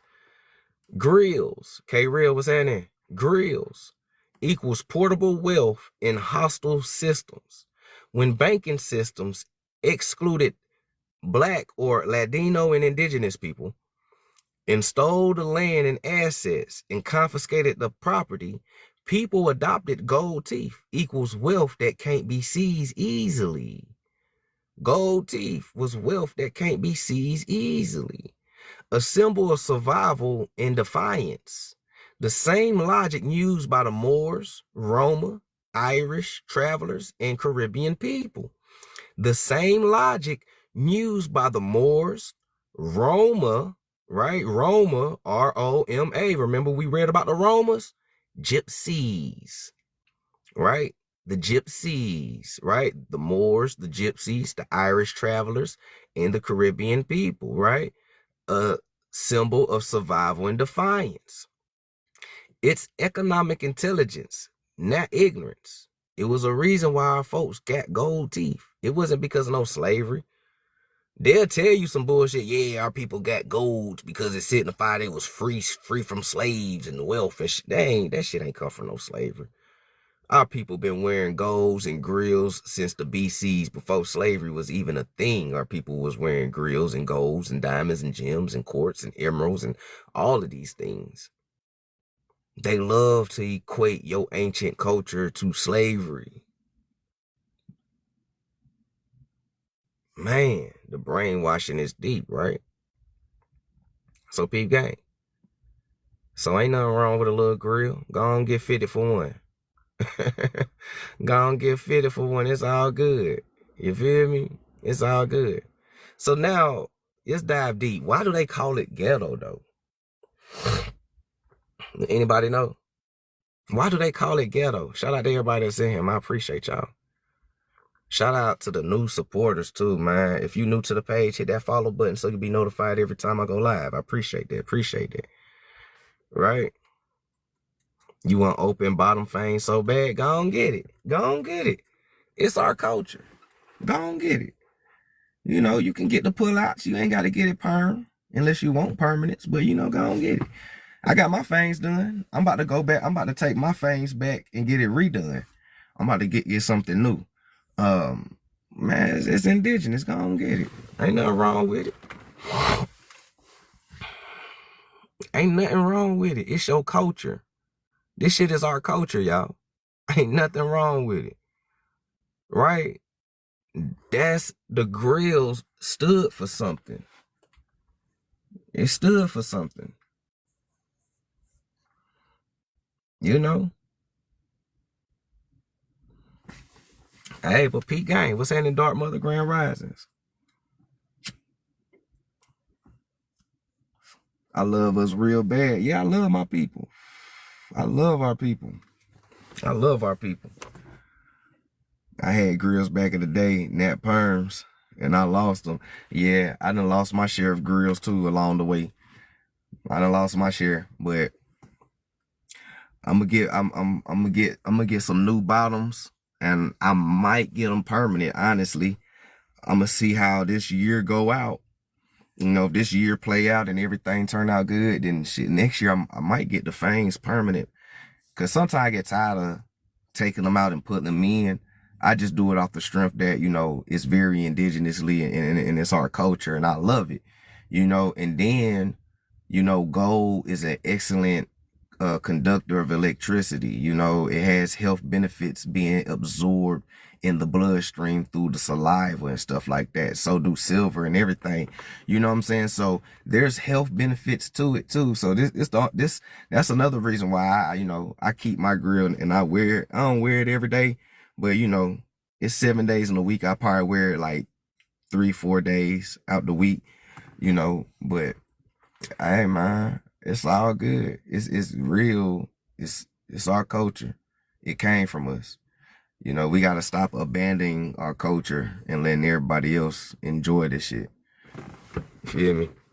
Shout out to everybody that's in here. Yup. Shout out to everybody. So why they label it ghetto though? Right? Why do they label it ghetto? This is the key. This is the key. Why do they label it ghetto? This is the key. Right? Hey, appreciate that, Zah. What's happening, Grand Risings? Peace. The word ghetto itself originates from forced ethnic quarters in Europe. It originates from forced ethnic quarters in Europe. Initially applied to Sephardics, Moors, and marginalized peoples. Initially applied to Sephardics, Moors, Latinos, and marginalized people. Later racialized in America. So when they call tattoos, golds, dialect, music, and dress ghetto, right? They are marking unsimulated identity. Unsimulated identity. That means you couldn't be assimilated. You still kept your culture. Man, it's crazy how we look at ghetto today, though. Even we look at ghetto bad. Because that's what they pumped in our heads. Now, when I say ghetto, I'm not talking about this modern ghetto, sexy red Megan Thee Stallion bullshit, right? I ain't talking about that. I'm talking about how our communities used to be in the 60s, the 70s, the 50s, the 80s. You know what I'm saying? I'm talking about when our people used to wear the afros, the golds is everywhere, golds in the mouth, the gold necklaces, the ropes, the Cubans, the rings, we bumping our loud music going down the street with the boom boxes, or if you got the whip in modern days and you got the 612s in the back and you coming through beating the windows off the store. You feel me? Throwing the rims on the car, nigga. I'm talking about your culture. That's what they call ghetto. Now, I ain't talking about that overly sexualized bullshit, but I'm talking about how we know our people to be growing up before the bullshit happened. Right? They call that ghetto, but in reality, that's not. That's your culture. They even trying to demonize our women for wearing bonnets out here in the street. Right? You look, they're trying to demonize our women for wearing bonnets outside. But bonnets historically comes from somewhere. It's a reason why our women feel comfortable covering up their hair, because as a Sephardic Jew woman, you would have to cover your hair. As a Moorish descendant woman, you would wear a turban. As an American Indian, you would also wear a turban and a hair rest.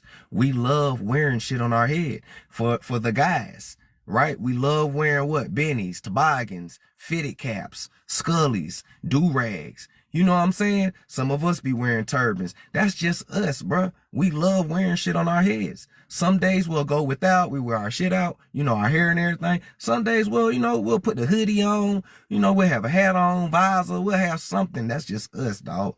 That's just us, fam. That's us. But, I ain't gonna let folks demonize our culture, though. And hopefully y'all won't. I'm an educator, nigga. And if I can't educate you on it, I'm just going to think that you're an agent of chaos. Because everything we do comes from somewhere. It's just evolving. That's all we seeing happen in front of our eyes. Our culture's just evolving in front of our eyes. Why? Because remember I read that hoodoo is a Black American indigenous spirituality document? It says that our culture always evolves. It always changes, right? Because we are the source of it all.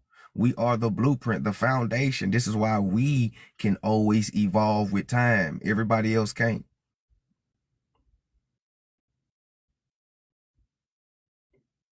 They have to look to us to see what's hot. What's hot now in the streets? What the Black Americans doing? Hey, what's the new music? Who's the new hot Black American artist? What's the new hairstyle? What the Black American women doing? They always got to look for us. What's the new slang? It's drive around the ghettos and see what they're saying. Why you think the little hat people have a thing called Jubonics? That shit crazy, man. Pete Gang. Man, it wasn't long ago. It wasn't uncommon to see a woman with rollers in her hair. Man, come on. Soul food. The love of colorful nails. AAVE. I love my cousin culture, man. Look, we all the same. Pete Gang. Earrings with our names on it. Necklaces with our names on it. Y'all know how we got down. That's why they're recycling their agent immigration. Facts, Coco. You see it. So they say that our ghetto culture is unassimilated identity. Now, can somebody please put in the comments? What's happening, Yanni? Can somebody please put in the comments, if you ain't working or if you got time, can you put in the comments, what is unassimilated mean? Right? For all my wordsmiths out there, what does unassimilated identity mean for the people who don't know? Can y'all enlighten the people? They say ghetto is an unassimilated identity. Non-conformity, non-conformance. Okay. Not conforming to a common consensus. Okay. Okay. I see y'all.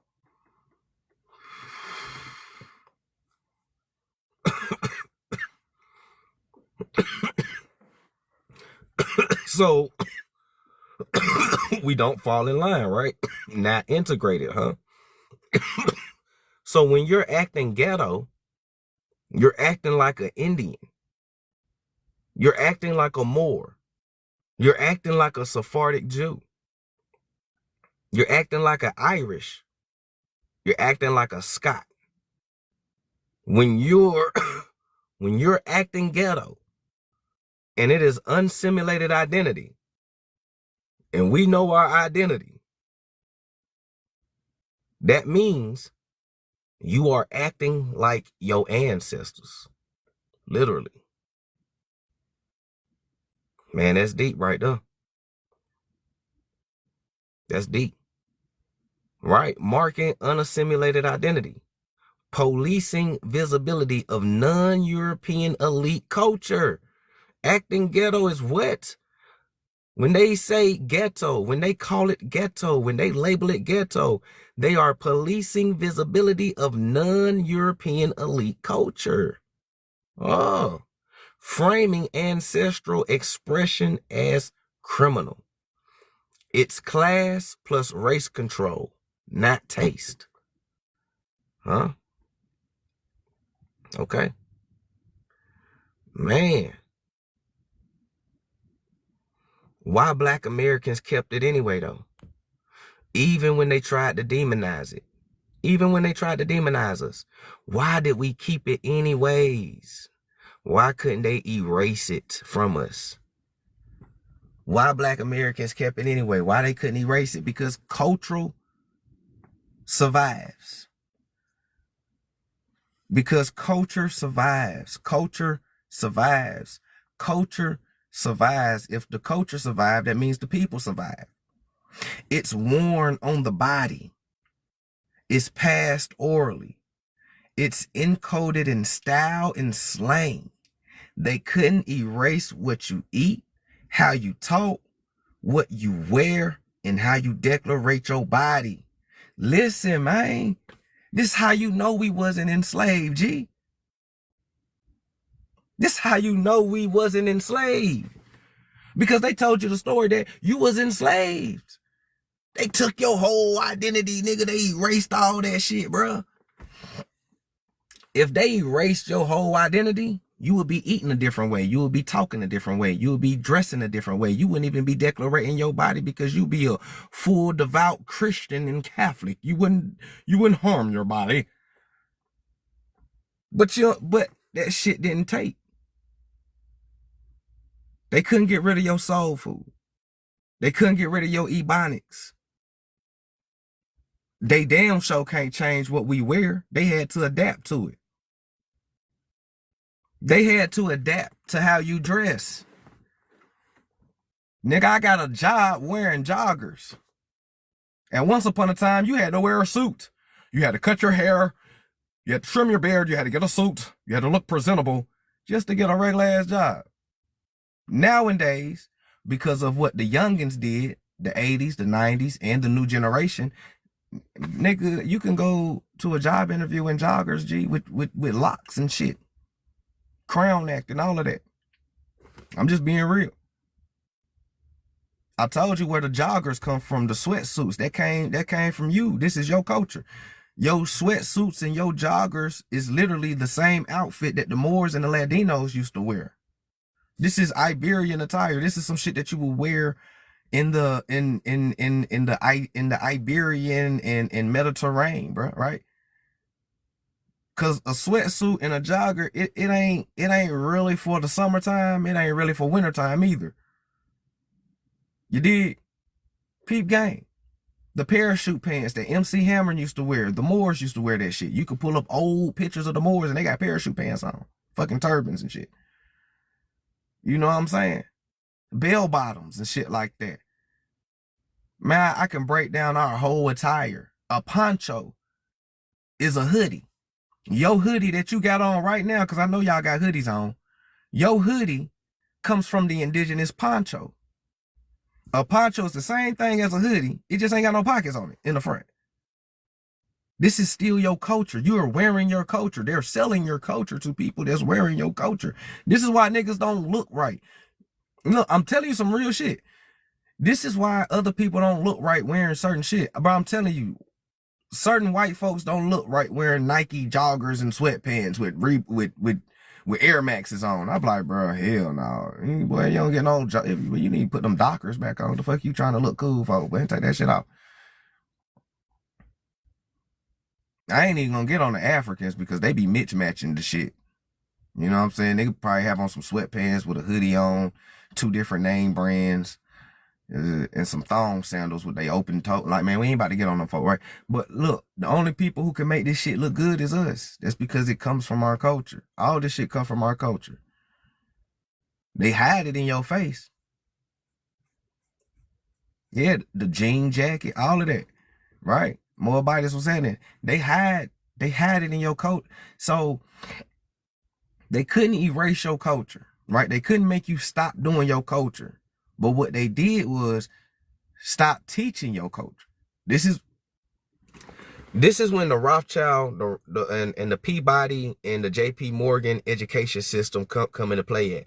When they was grabbing all of our people and putting them in boarding schools and all of that type of shit, trying to unalive the Indian and save the man and all of that type of shit, right? They couldn't make us stop doing our culture because it was real prevalent, real strong. It's in our genes to do it, right? So what they did with the history books that they was brainwashing our people with, they start altering the pictures. Okay? They start changing copper color to white, pale skin and Asiatic. Y'all know what they start doing. They stop teaching about Latinos and Moors and American Indians and all of this shit, and they start burying that information. All right? And they start coming with this so-called African-only narrative, thanks to Charles Darwin, around that same time frame in the 1800s. Okay? So, physically, you still do the same shit your ancestors do. The Latinos and the Indians, physically, still to this day. Right? Just like I broke down earlier in the live, you still talk the same, you still eat the same food, you still do the same tattoos, grills, hairs, you still do the same shit. Okay? You just forgot what it was called.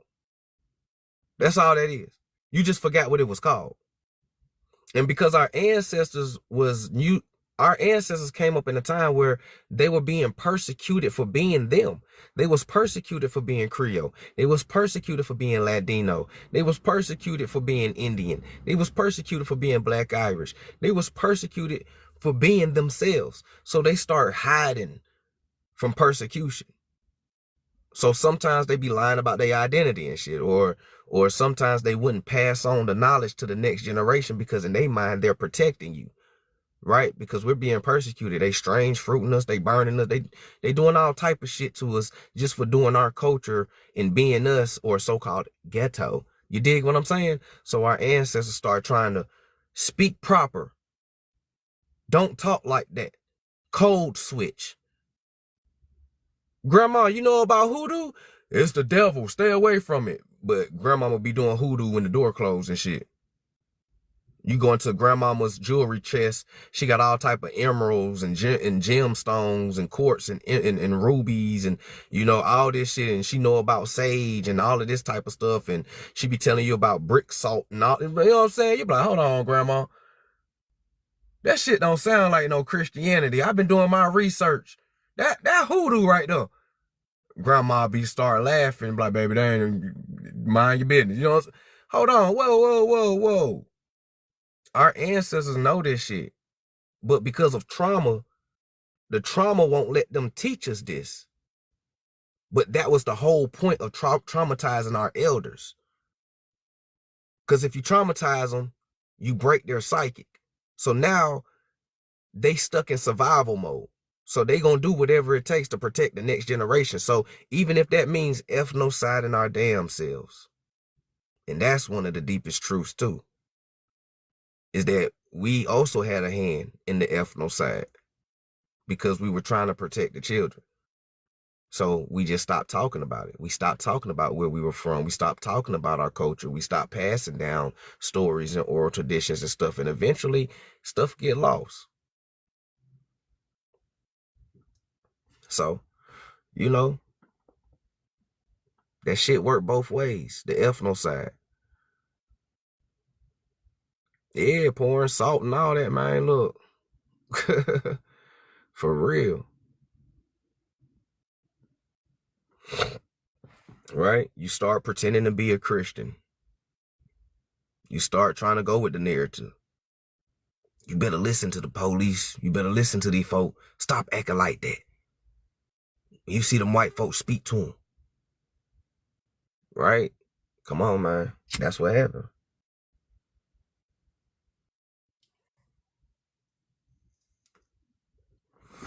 My great grandma taught me, boy. Then I realized until I started watching your lives, facts. You know what I'm saying? The beautiful thing is they still passed on the culture physically, which still left the seed in our mind to find it later on. Because that's how much faith that they had in us, in our intelligence, that they knew that we can plant it in the actions and they will eventually figure it out. And that's what we did. This is how we got this far. I could put our whole culture up and everything we do on the background, and I can tell you exactly where it come from. I broke this shit down to my grandmama, both my grandmamas. One of my grandmamas started laughing. It was like, there you go, you figured it out. The other grandmama was like, how you figured it out? Hitting these books, reading these books, looking at pictures. Pictures are worth 1,000,000 words, and words are spells. If they brainwashed us through imagery, we can wake up through imagery. This is why they hide certain pictures from you. Right? Why you think they hide Hitler's real picture of him being swarthy in that YT? You see what I'm saying? But we ain't gonna go that far right now, right? So our culture survived. It's worn on our body. It's passed orally. It's encoded in style and slang. They couldn't erase what we ate, how we talk, or what we wear, or how we decorate our body. So they rebranded it as shame, right? They rebranded it as shame. They rebranded it as shame. They wanted you to be ashamed of your culture, right? They wanted you to be ashamed of your culture. They wanted you to be ashamed of your culture, okay? They passed it down without the true backstory. Yeah. It's like they made you watch a movie, but forgot to give you, but it's like they made you watch a movie, but they started the movie in the middle. Nah, for real. Baby, we're gonna watch this movie. Okay, grandma. And she cut the movie on it, and it's in the middle of the movie. You be like, damn, how we get here? What happened? Shh, just watch it, baby. You be like, hold on, grandma. Who is these people? Watch it, it's getting good. What the fuck? Hold on, man. You gotta go back to the beginning, grandma. You can't just start the movie off in the middle, man. What's that in DC? Peace. I keep telling my aunties and uncles and grandparents that Christianity was used to erase everything. Modern Christianity was. Modern Christianity was definitely used to erase everything. And this is why I say modern. Because modern Christianity is not the same as ancient Christianity or early colonial Christianity. Modern Christianity and religion for that part. What we have and what we see today are Hellenistic or Hellenized religions. Ancient religions, which was created by the Nagas or the so-called Afro-Asiatics, they was created based on esoteric knowledge and Gnosticism. This is why when you read certain texts, you will find like esotericness and a Gnostic a Gnosticism in it, right? Because the best lies are the ones that's mixed with the truth, like I always tell people. So even in modern religion, you can still find a little bit of that ancient shit in it, right? Because they'll hide it. So it's a difference. So old religion was actually a spirituality put down on books and tablets, you know, the Book of the Dead, the Book of the Living, Helios Biblios, and the Torah, and all of this, right? It was put into those book forms because we was trying to civilize a specific group of people in history. So this is what the old religion was about, right? We was trying to civilize the wild men, as y'all know them, right? It didn't go as quite as we planned, okay? So they took that knowledge and they start corrupting it and start incorporating their paganism, spirituality into it. And over time, it created a Hellenistic religion that they now call Christianity, and people is worshiping Serapis and, you know, Caesar Borgia, and, you know, and all of these folks like that. So yeah, it backfired like a motherfucker. So my great grandma always told me I was born on the 13th day of the 13th month to save the heritage. Facts, facts. So let's keep going though. So now ghetto, right? Ghetto was never a neutral word. Y'all understand me? Listen closely, right? Ghetto was never a neutral word. The first ghetto, Venice 1516, was created to contain the Sephardic and small hat Jews, many of whom had just been expelled from Spain and Portugal after the fall of Moorish Iberia, okay?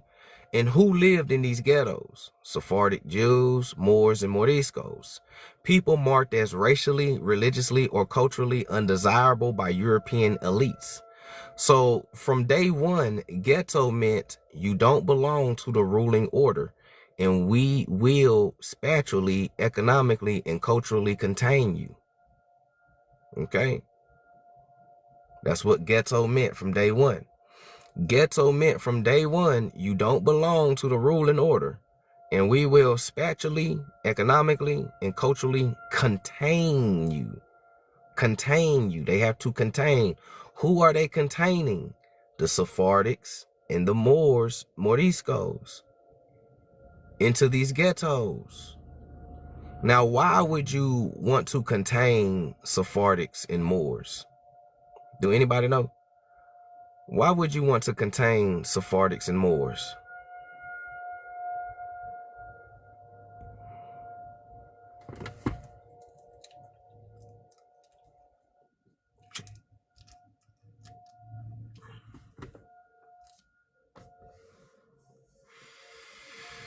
Because they are the real power.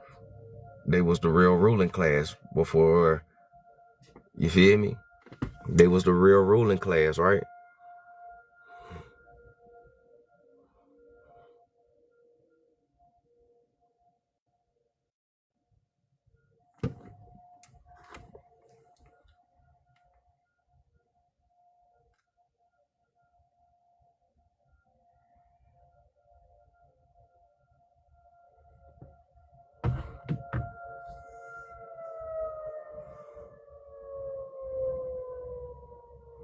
So it was exactly, exactly, exactly, OG,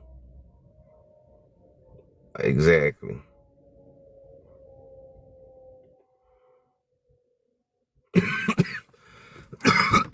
Exactly. To stifle their influence and call their numbers. Facts. All right, y'all got it. Y'all got it. Y'all got it. Y'all got it. All right. I see y'all. So this is the same elites, same logic, different targets. Okay?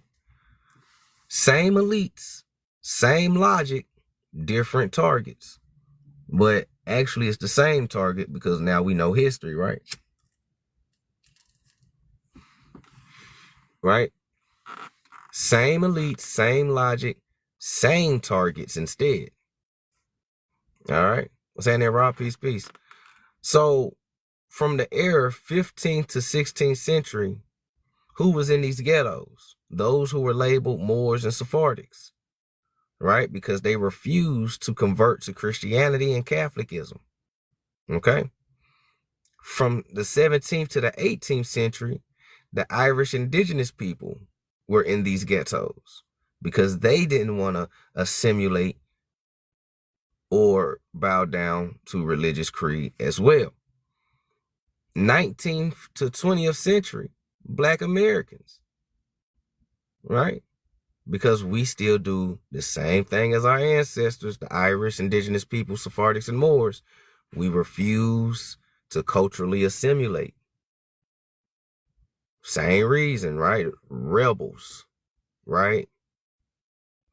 21st century, so-called black and brown youth culture. Now it turns into colors. Y'all notice that?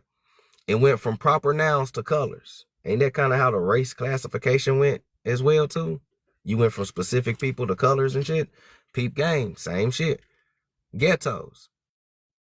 All the same people, because Black Americans and so-called black and brown youth, we all descend from what? The Scots, the Irish, indigenous, the Moors, Sephardics, Latinos, and Indians. So, same elites, same logic, same targets. Now you're just targeting the descendants of the people that you used to put in ghettos, which we already know because a lot of us grew up in ghettos. So if our ancestors was in the ghettos, we're growing up in the ghettos. Listen, my grandmama lived in the same hood that she grew up in as a little girl. My grandma was born in 1930 something. She lived in the same hood, the same house that she grew up in, that my great-grandparents raised her in. Remember, my great-grandparents, one was an Indian / Geechee, right? The other one, Irish. You did? And that's the house that they grew up in. And this area is called Eastbound in Augusta, Delta Manor. This is what you will call ghetto. So-called projects, hoods. You know what I'm saying? Peak gang. Peak gang. Same elite, same logic, same targets. Okay? Let's keep going. So now we learning that the word ghetto is code for uncontrolled identity. This is what we just learning, right? We learning that the word ghetto is used because it's code for uncontrolled identity. Shout out to everybody that's in here. If you're new to the page, go ahead and hit that follow button so you'll be notified every time I go live. Shout out to everybody that's in here. I appreciate y'all for rocking out with me. Hope y'all learning something. You know what I'm saying? Hope y'all learning something.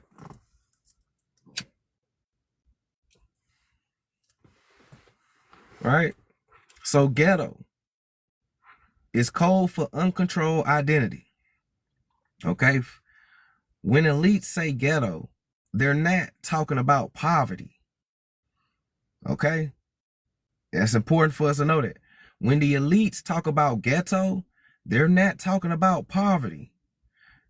And we should know that they're not talking about poverty because there's a lot of money in the ghetto, as we're finding out, right? A lot of money in the ghetto.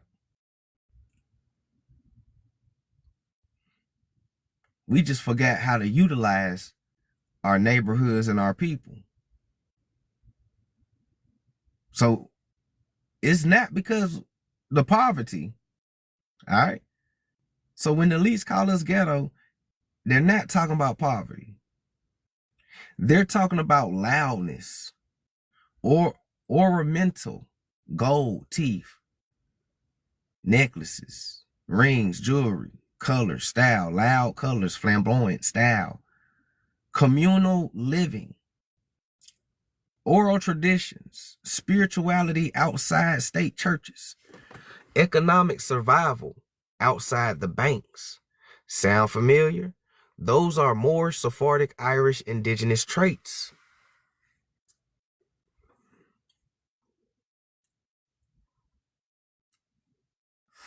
right? Those are Moorish, Sephardic, Irish, Indigenous traits. Ain't nobody say nothing about Hotep, but I'm gonna go ahead and escort you out. Ain't nobody say nothing about no Hotep. I don't know what you talking about. Damn, you can't read. But anyways, though, do that sound familiar? This is history. This is historical. This is what's still equating today. The word ghetto is code for uncontrolled identity. We just broke down the identity all year last year, and we still breaking it down to let everybody know. When the elites say ghetto, they're not talking about poverty. They talking about loudness, ornaments, you rocking gold, silver, platinum, diamonds everywhere, teeth, hair, nails, fingernails, all that. You feel me? The color, the style, the communal living. We already know what it is. Block parties and shit, huh? Oral tradition, spirituality outside of state churches, hoodoo, Santeria, voodoo, huh? Economic survival outside the banks.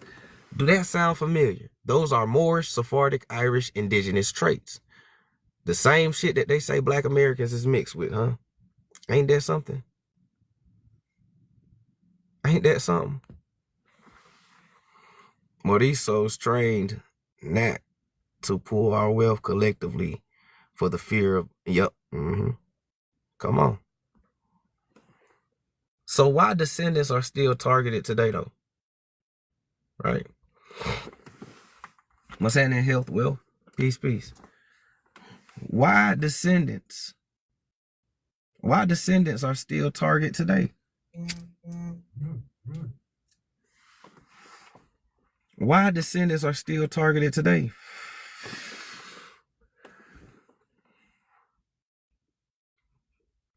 Because culture is hereditary.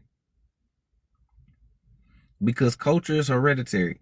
Even when names are changed, religions were first forced, languages were banned, histories were rewritten, the body still remembers the style, the rhythm, the speech, the food, the humor, the adornment.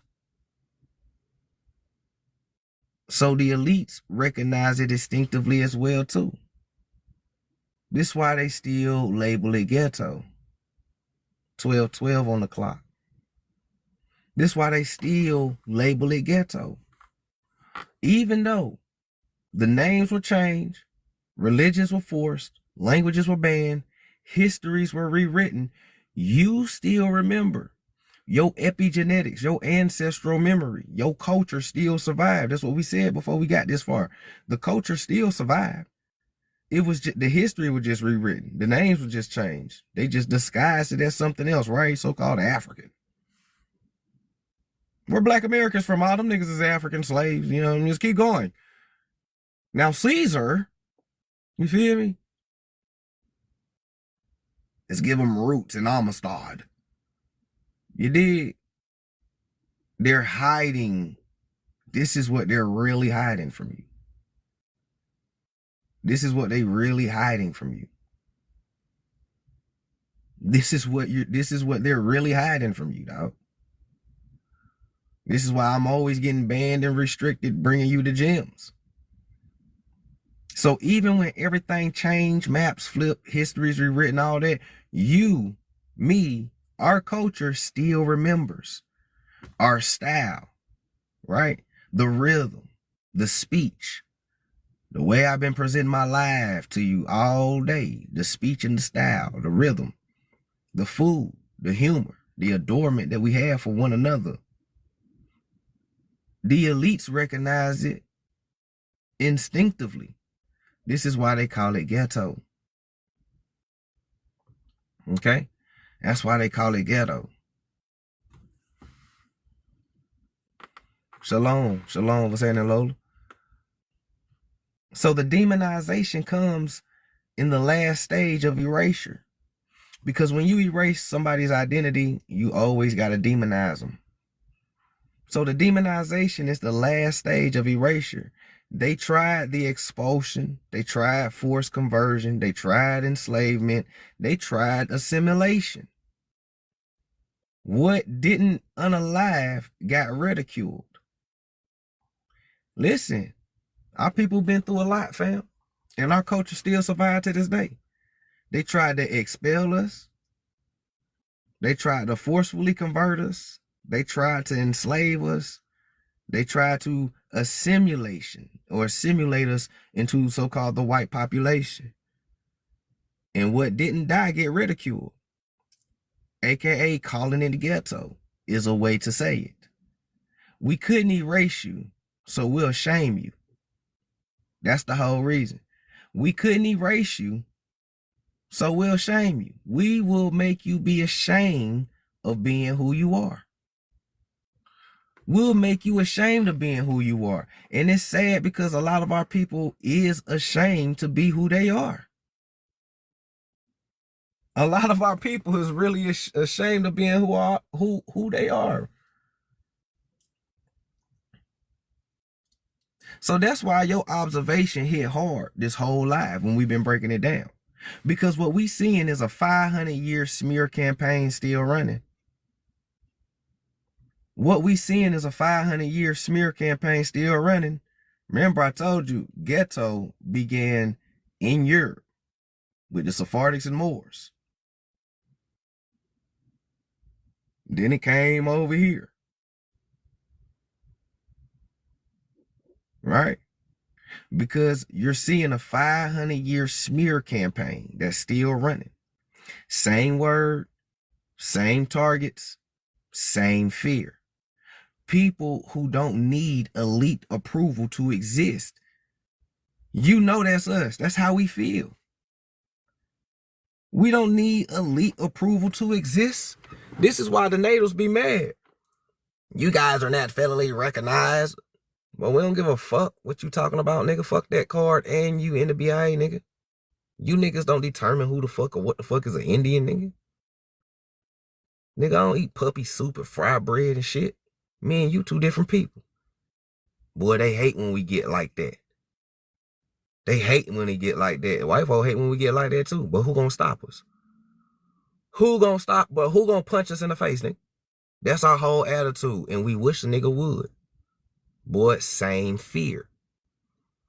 That's what scares them. That's what scared them, your mindset. Because if we really put the action to our mindset, boy, this shit would have been over yesterday. But it's just the fact that, bruh, at any moment, they can wake up too far. And it's a wrap, G. That's what they scared of. They know that they brainwashing is flawed. They see this shit ain't working. They scared, dog. Right now, they scared, I'm telling you. Why you think they letting in so many more immigrants on the low ski?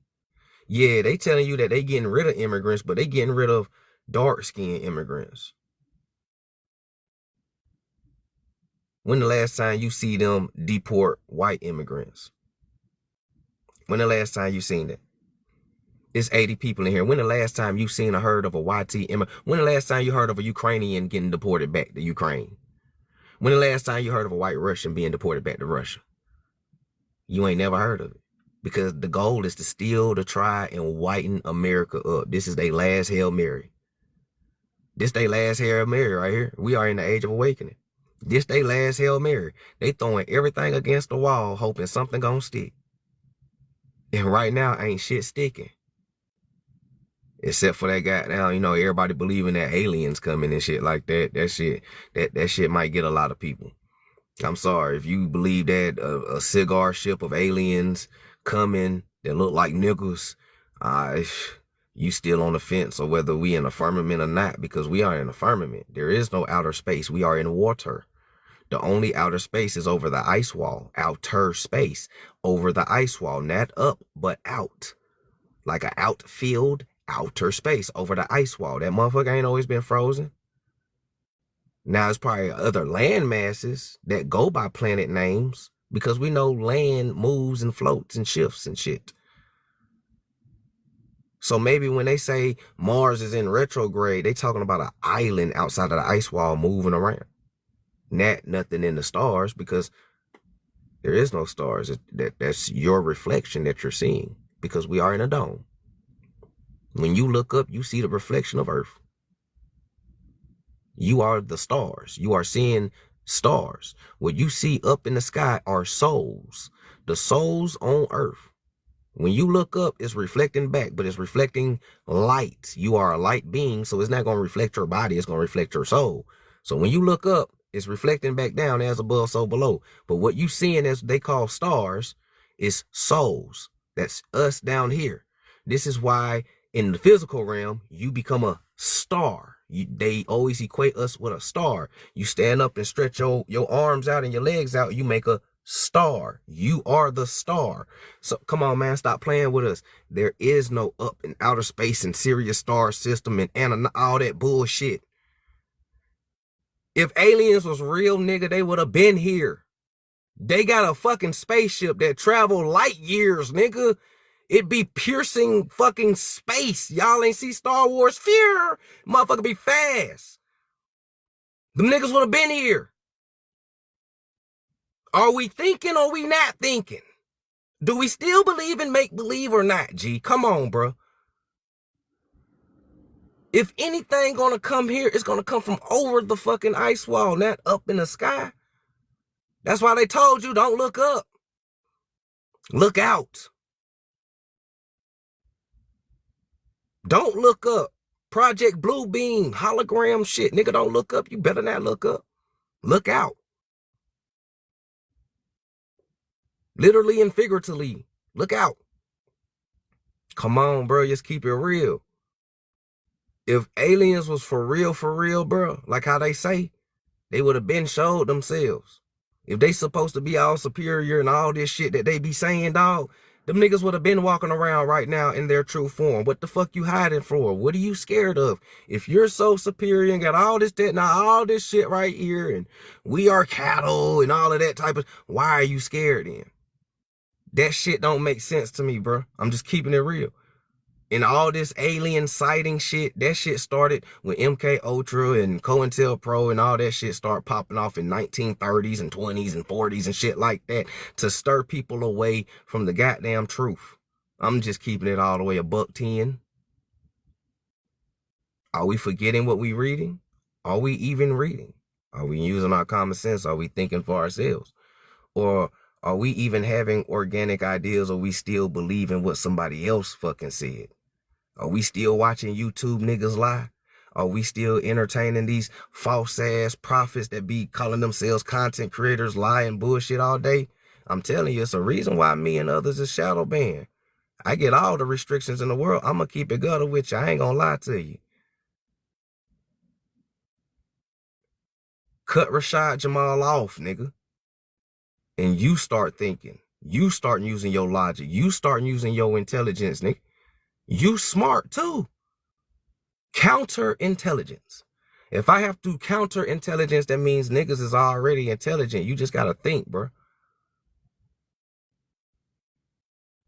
I don't call myself a teacher. I'm just here to help you remember.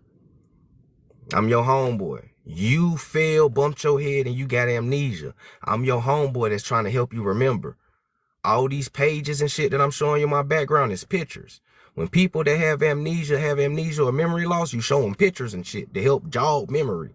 I'm just showing y'all some shit. Pictures, books, words. I'm trying to spark it, bro. Wake up, nigga. You been here before, bro. Wait, bro, we been here before, nigga. Wake up. Ain't shit changed. Same people, same target. Same fear.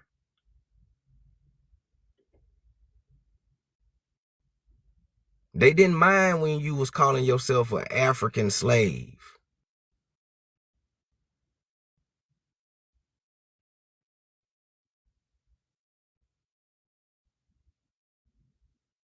If the goal is to hide your identity, they wouldn't even told you Africa in the first place if you was African.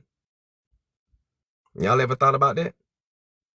If you was African and the goal was to erase and hide your identity and culture, they wouldn't even told you shit about Africa, or you wouldn't even know the name Africa right now.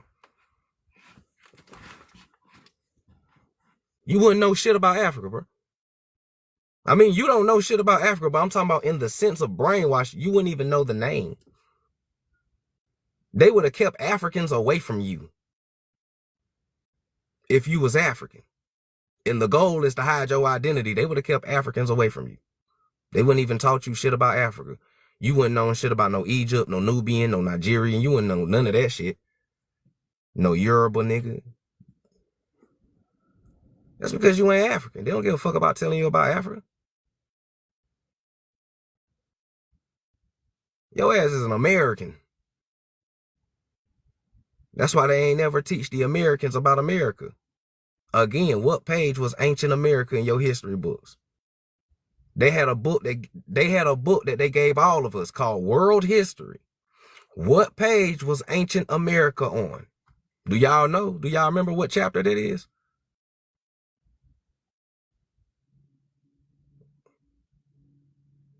That motherfucker wasn't in that book, was it? Ancient America wasn't inside the World History book, right? I wonder why. I wonder why ancient America wasn't inside that book. Let me show you.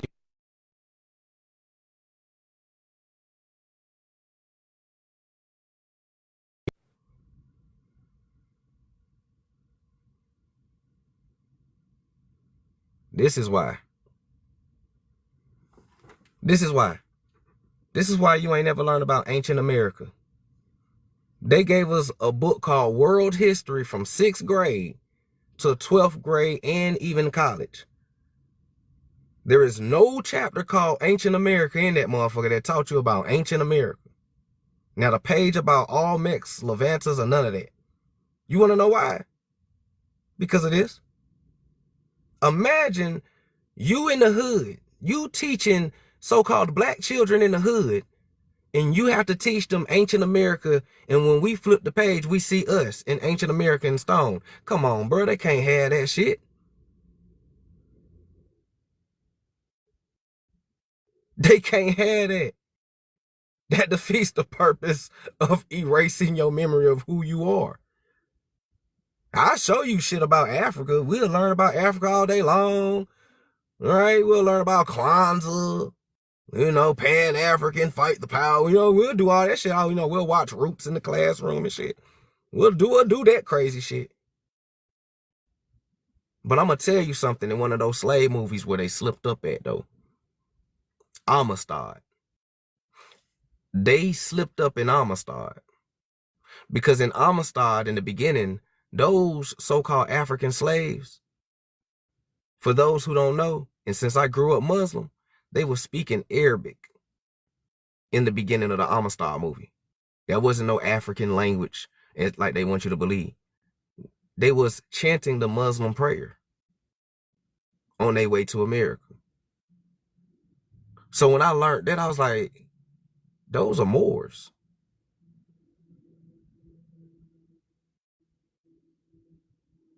Or those were Berbers who was forcefully converted to Islam because the slave owner were white Turks, not white Caucasians, because that's the history. See, Amistad is coded too, but you got to know what you're looking at. You dig what I'm saying? So they always going to drop a little bit of truth in the movie. In Roots, the lady said, I'm an American. He said, I'm Mandinka. But when you do your history about Mandinka, Inca is in the name. So where did the Mandinka really come from? Or Mandinga? Mandinka, Inca. Mad Incas. Hold on, Mandinka, Mad Incas. Mad Incas, nigga? I mean, Indian slavery, a lot of Incas did go to Africa. I'm just saying. But that's another lie for another day. No, you feel what I'm saying? We ain't gonna go too that far. Because like I taught y'all last year, there's a lot of Africans who ain't even African. They've been brainwashed too.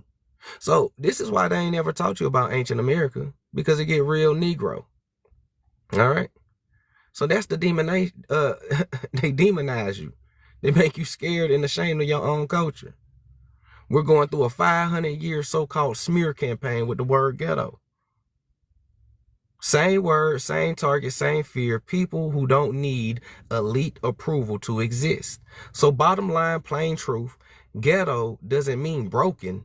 It means uncontained, unassimilated, carrying forbidden memory and still visible.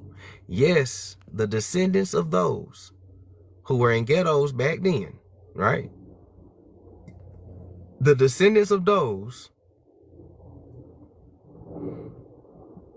so the descendants of those who were enforced into ghettos or who enforced ghettos are still trying to define the descendants of those who survived the ghettos. Our ancestors survived the ghettos. But if you understand and listen to how they broke down the ghettos, they made it seem like what? A concentration what? Or what we know as what? A reservation, huh? What's the real reservation? What if we got the reservations backwards too? What if the hoods and the ghettos and the projects is the real reservations? Because we know that historically reservations were also what? Concentration, what? All the Indians that they couldn't contain got put where? On reservations. Ooh. That wouldn't be the natives. That wouldn't be civilized tribes. That would be what they call uncivilized tribes. Those that we couldn't assimilate into the culture. Those who are ghetto. Those who still do their culture. Damn, unassimilated identity. That's the whole cold and the truth about the ghetto. So if you really want to know who the people are, still to this day, you can still look to the ghetto. Because our people still in the ghetto. Right? The Black Americans, Black Irish, Latinos, Maroons, Creoles, Sephardites, Morenos, Moriscos. We ain't talking about no random ass Africans. We talking about specific people. And our culture reflects the specific people in history. So when we say we ain't African, we mean that shit. We ain't African. You know what I'm saying? We ain't African. But there's other melanated people in history other than the African. Because a lot of other dark-skinned people around the world aren't Africans either. You know who are African? Africans. You know what I'm saying? But when you talk about Black Americans, though, we descend from specific people. And we can trace this all the way through our culture, our food, our traditions, our oral history, our spiritual beliefs, our names, how we carry ourselves, our influence, and everything.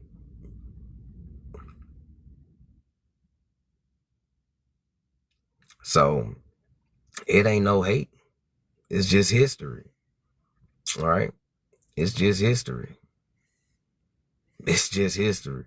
And people can't debunk it. I don't ask people to request up no more Zani. Them niggas ain't gonna request up. The old folk be troll people. Folks I done blocked already. People on backup accounts. Shit be TikTok themselves, trolling, patrolling and shit. I don't entertain them people. If people really wanted to debate me, my panel is always open. And a lot of y'all been supporting me for 6 years. Some of y'all tuned in for 3 years, 2 years.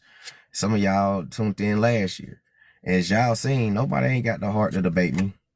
People cannot sit across the table from me and go head up.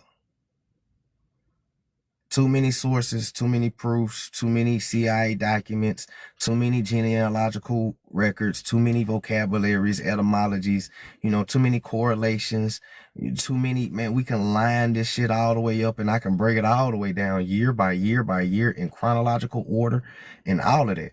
You know what I'm saying? A lot of these folks be sitting back and really learning though, who used to go against me, they be sitting back learning now in the hallway. Like, damn, bro, I don't know how I ever doubted young boy. Boy, that man, ooh, that nigga cold. I'm just being real. In colonial times, there was no such thing as an African.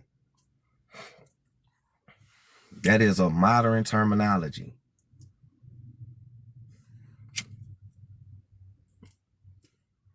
At least not the African like we think today. Modern African and colonial and ancient so-called African are two different people.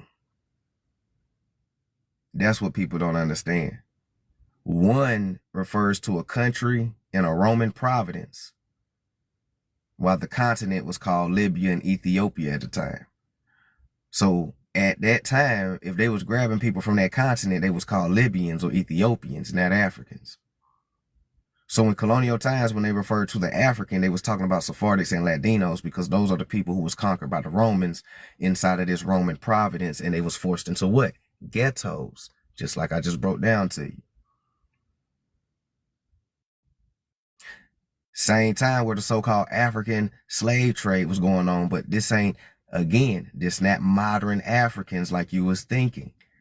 These are the same Africans in the Roman province, or Africans, who was in the ghettos, the undesirables, the unassimilatable, who didn't want to convert to Christianity and Catholicism. They got sent to the Caribbeans and the Americas. And there, they lived amongst the Indians. A lot of the Indians freed them and fought with them, and they created maroon communities, Creole societies, so-called Afro-Indigenous identities when they start having children. Then later on, the Irish come, right? The Black Irish come later. The Black Irish mixed in with the so-called first batch of the Afro-Indigenous people that came from the mixture of the Latinos and the Indians, right? So this is how the Irish get inside your family. And the Irish also lived amongst this community as well, too. So this village was all one village of Latinos, Indians, and Black Irish. You feel me? And we all living together. We all fighting together. We all family. Over time, the Latinos and the Irish gets adopted into the tribes, or assimilate into the tribes, or absorb. So now their identity is now Indian. They've been here after a while, lived amongst us. We had kids. We got married, all of this type of stuff. We one big family now. This is the truth. Keeping it real with you. The Siberians and them is coming. We fighting we fighting them at this time. Before the YT Europeans came, we still fighting, the Ethobaskans and shit that's coming down, invading and all of that, the Siberian niggas. Yeah, we getting it in with them niggas at first, right? That so-called Indian on Indian wars that they talk about. That's what that is. It's us, American Indian copper colors, versus the invading Siberians. You know what I'm saying? And then the Europeans, the YT Europeans came over, and they capitalized on it, and they start siding with the Siberian, and they teamed up against who? Us, the Indian, the copper colored Indians, the Black Irish, and the Latinos, right? Same thing, trying to forcefully persecute us, etc., etc., etc. Eventually, they put us all in the ghettos, just like they did over there. Now the Indians is there. Man, come on. It's facts. You can run it and break it all the way down. The culture, the history, everything shows it and prove it. So, all right, peace. Enjoy your day, Cherokee. And in 1965, to separate them from us, they classified the Irish as white. Yep. A lot of so-called Black Irish got classified as white. That's facts. 216 was in it.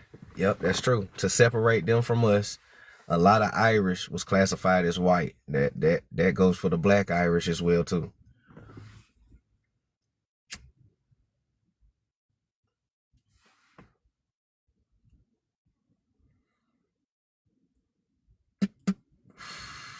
So, but yeah, like I said, man, this is the introduction of Black American and Black Irish history. We gonna dive into this. I got a lot of books pertaining to this, especially about the Irish and Jamaica, and a lot more other books too as well. We're gonna crack open the Irish and Jamaica and a lot of the Caribbean islands, and then we're gonna make our way to the mainlands. But as we've been learning, when we dive into Caribbean information, it's also tied to mainlands, because the Caribbeans are Americans. I don't know why people think Caribbean's not America. Like, I mean, they like right there. You know what I'm saying? Like, they like right there.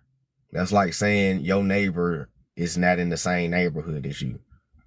Nah, for real, when people say that the Caribbeans aren't Americans, that's equivalent to you living in one neighborhood, but you got a neighbor right next door to you and be like, nah, that nigga ain't part of this neighborhood. Well, nigga, the house is right here. But anyways, but it's all tied though. We're all tied. We all one big family. Only thing that separates us is just history being rewritten and these social constructs of labels that they put on us to make us think that we are different people. You know what I'm saying? But like I said, a lot of us got cousins everywhere. You'd be surprised who you're related to. You know what I'm saying? You'll be surprised who you're related to. So, the last gem, before we wrap it up for the day, real quick, right? So, like I said before, I presented well-documented things Black Americans inherit from their Irish ancestors, especially through colonial era intermixing, indentured servitude, and shared underclass life in the Americas, 1600s to 1800s. This isn't folklore. Much of it shows up in linguistics and music and labor and culture and folklore and food, just like we broke down all day today, right? And the last one that we didn't go over is our speech pattern and our dialect structure, right? The syntax and the rhythm. For an example, when we use double negatives, I ain't got none. Right? I ain't got none. Hey, you got some loose change? Man, I ain't even got none. Right? When you use double negatives, that come from your Irish ancestors. Told you still be doing stuff that's very much Irish. All right? The habitual use of the word be, right? He be working. They be doing this. Just like I said earlier, you still be doing your Irish shit. You feel me? That come from your Irish ancestors. Okay? The habitual use of the word be. He be working, they be over there. You know what I'm saying? I be doing this, they be doing that. We put that be in everything, right? All right. Y'all know how we be doing. See? All right. The repetition for emphasis, right? The emphatic or emphasis repetition that we use on words, meaning when we say for real, tall, right? When we double up on words, we put emphasis on it, right? Because we all know that there's a difference between for real and for real. We, as my people, we know that there's a difference between tall and tall, right? Like that nigga tall, but his brother tall though, right? You feel me? Y'all know how we do. That comes from your Irish ancestors. Okay? That comes from your Irish ancestors. I'm just keeping it all the way above 10. All right? These structures are mirrored in Iberian English, right? These structure mirrors in Iberian or Hebraic English, which itself preserve older Celtic grammar patterns that English later adopted. You see what I'm saying? They said that the way that we talk, our ebonics, our structure, the way that we talk comes from an older preserved Celtic grammar pattern that English later adopted. Think about that. Think about that.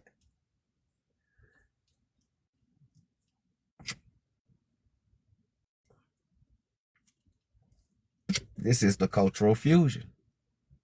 All right? This is the cultural fusion.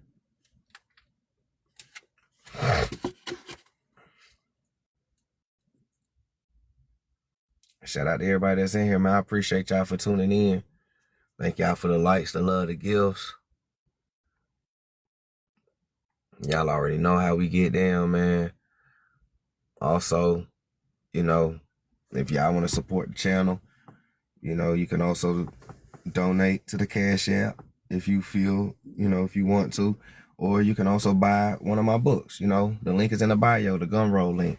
I got a lot of books. I got 3 books out, Reclaiming Our Consciousness 1 and 2.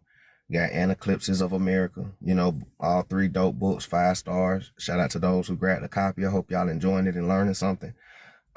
There's a lot of information in it, stuff that I don't even cover on live because I know it's gonna get me restricted. So if you just want to support the channel, support future projects and everything like that, man, feel free to donate to the channel or, grab a copy of the book, and teach and enlighten others who might not even know that this page even exists. You might run across some people and you can show them and give them the resources. So Peak Gang. So I appreciate all the love and all the support. Y'all the real MVPs. Y'all already know what it is. So peace. You said how much, fam? How much for the book? I thought the book is $10, but if you talking about donating, man, you donate how much your heart desire. I like how the image has a banjo. Yeah. The banjo came from us, fam. Yeah, Rashad, let me show you something. This this is the same.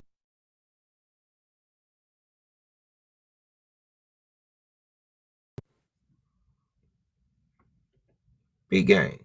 The books is 10. Yeah, the books is 10 a piece. But yeah, the Ladino, he got a banjo too. Banjo-ish. So this is why I was telling people and teaching people, showing people that the Irish and the Scots are the same people. They're just Irish Scottish Ladinos or Sephardics and Moors. Sephardics and Moors who live in Ireland, in Scotland. You know what I'm saying? They known as Chaldeans or Druids, or the Celtic or the Pygmy Moors, right? That's them. And then when you go to England and the UK and the Iberian, they Ladinos or Sephardites or Iberians, you know what I'm saying? And so on and so forth. So this is why the culture blended so perfectly, because it was already a culture that was already one, in the first place. So it's pretty dope how it circles all the way back around to America being the real old world.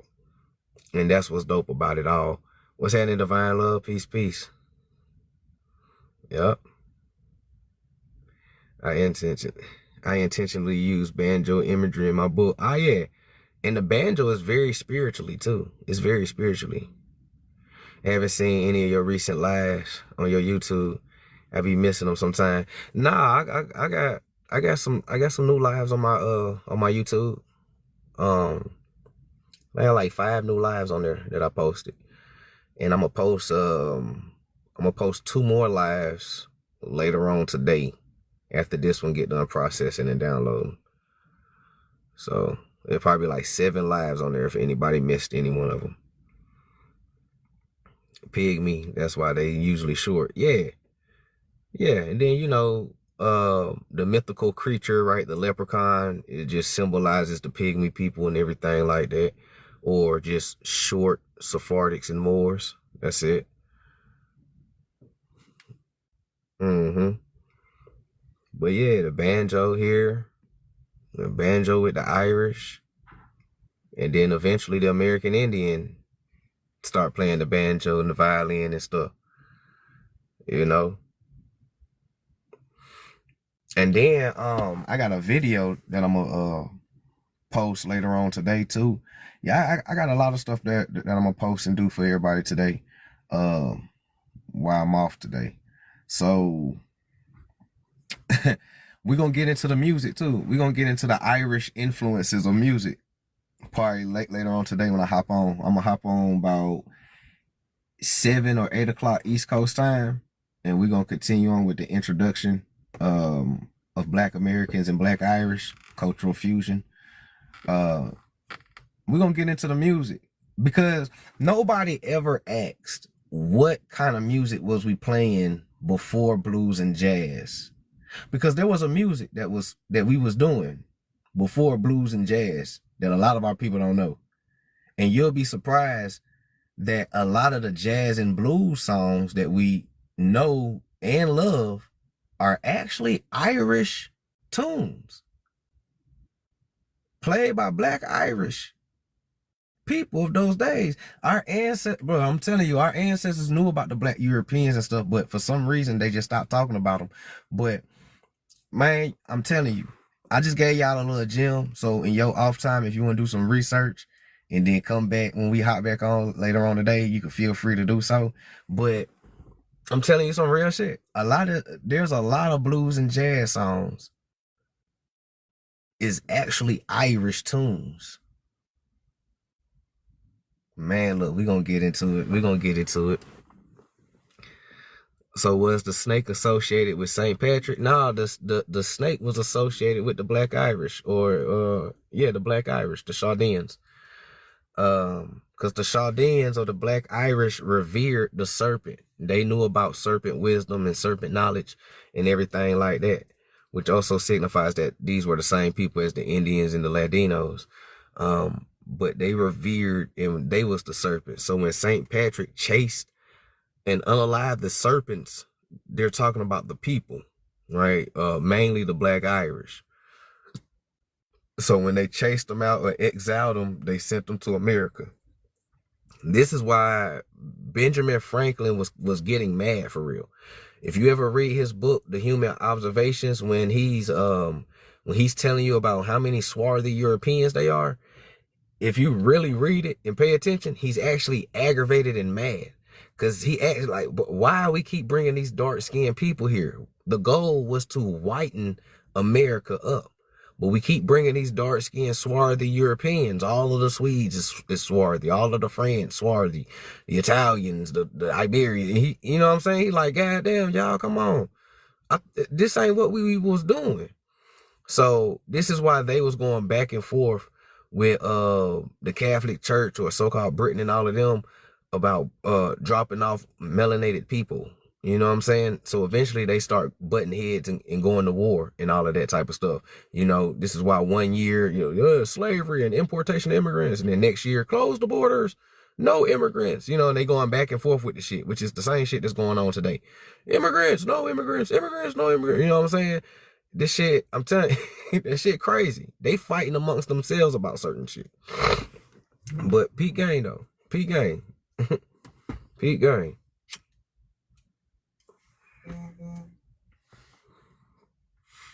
Peak game. So now you know why Benjamin Franklin and were mad though. Man, why we keep bringing these, come on, y'all. We supposed to be whitening up America. Y'all keep bringing the dark-skinned people here. America, copper-colored, holy soul, as it is. We got a Negro problem, homegrown here as it is. And y'all bringing more Negroes over here. So, yeah. Mm-hmm.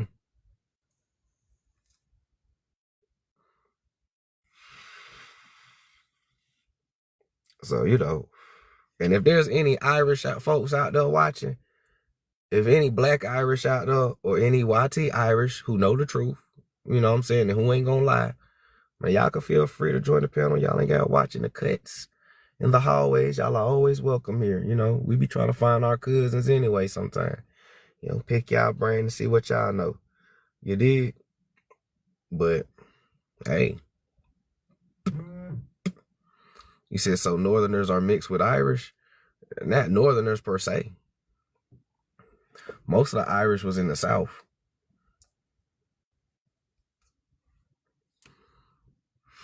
Most of the Irish that came over here, they came to the South in the Appalachia region. Very few went up north.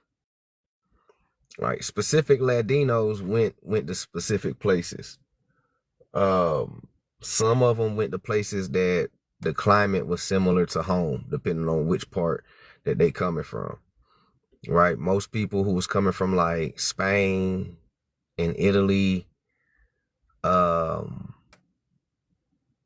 Ireland, North Africa and stuff like that, they was coming down south mainly because of the climate, the region, the humidity, the heat, et cetera, et cetera.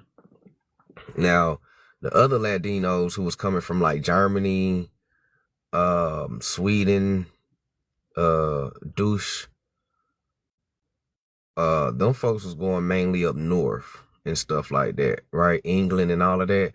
A lot of them was going up north because, the climate and everything, because those are cold regions. So a lot of them will go up north and live in cold regions. This is why when you research the history and everything and you really break it down, When you go up north, before all these lands was called, New York and all that, they're called what? Newfoundland, New England. You know what I'm saying? Douche or New Douche and all that other shit, and your New France. Nova Scotia, right? New Scott or New Scotland. You know what I'm saying? Stuff like that. They were named after places where they felt, this remind me of home. And that's what they did. When you go down to Mexico and all that, right? New Iberia and, Louisiana, New Iberia, all that type of shit. Yeah, New Spain and New Amsterdam and all that. Yep. Mm-hmm.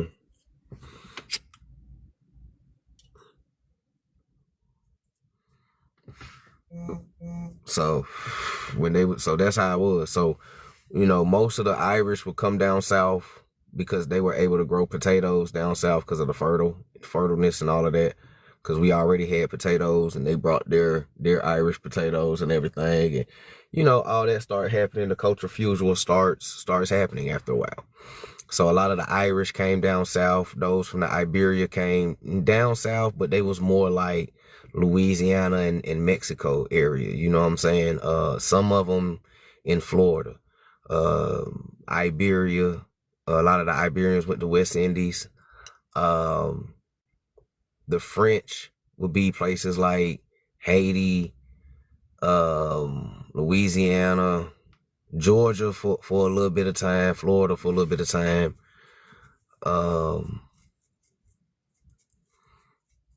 But French went up north mainly, like Canada and shit like that.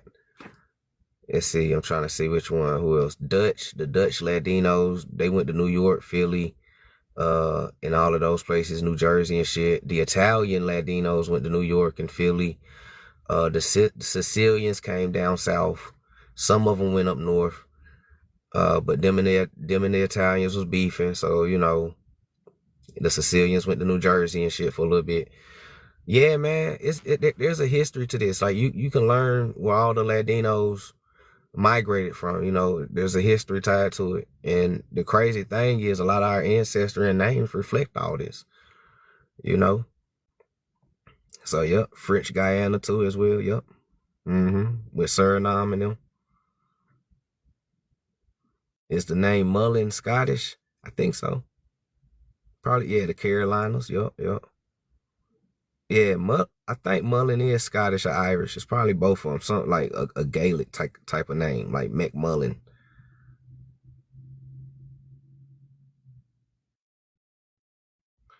They said my last name, Goffney, comes from the Mousian son of Skoda.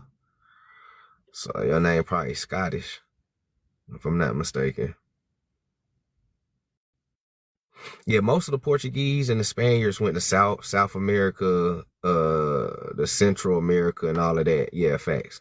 Most of them went there. You know what I'm saying? When you talk about like the Portuguese, the Spaniard, um, uh, the Roman, the Roman Latinos, the ones that was living in Rome being Latinized, a lot of them went to like what they call Spanish colonies. All right. Those would be the colonies of, so-called Latin, right? The Latin, right, which is the Caribbean, South America, and Central America. That's where a lot of those went, right? But all the other Latinos, when you get into like the Latinos in Italy, the Latinos in Ireland, Scotland, Corsica, France, Germany with the German Moors, um, and all the other ones, those went to like specific states and shit like that. But facts, the Portuguese, the Spaniard, and all of them definitely went to Spain. I mean, Mexico, the Yucatan, South America, Brazil, and all of that. So yeah, y'all on it. Y'all on it. Y'all, if you really just study them, just know that like a lot of them pick places that remind them of home where they just left. So that's why you can find them in a lot of these places. hmm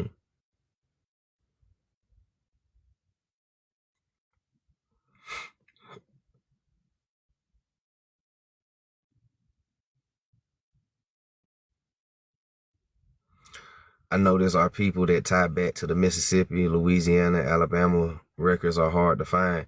Yeah, cause Mississippi, Louisiana, Alabama, Georgia, and Florida. These are hot spots. So a lot of the records in these places will be hard to find because those are hot spots, right? When you talk about where they first landed and all of that, it's in a lot of these places. You know, the West Indies is right there. You feel me? So West Indies, and then they dispersed from the West Indies. Some went to South America, Brazil. Some went to Florida, right? The Florida region, which encompasses the whole Southeast, right? And then someone went to the Yucatan and Central America, right? So-called Mexico and all of that, right? So they just dispersed three ways, right? But when you talk about the Yucatan and in La Florida, and it goes all the way over to the Southeast, that's one big ass area. So it eventually connects. So Brazil got the largest Latino population during the exile. And then the West Indies, okay? And then La Florida / Mexico territory and the Yucatan and all of that. So there's three hot spots where the Latinos went. And then from these places, a lot of them start migrating up. And they start hitting places like Baltimore, Massachusetts, right? They keep going up, right? The goal was to get to like New York, Philly, New Jersey, Washington, Virginia, Canada, and stuff like that too for a lot of them. So yeah.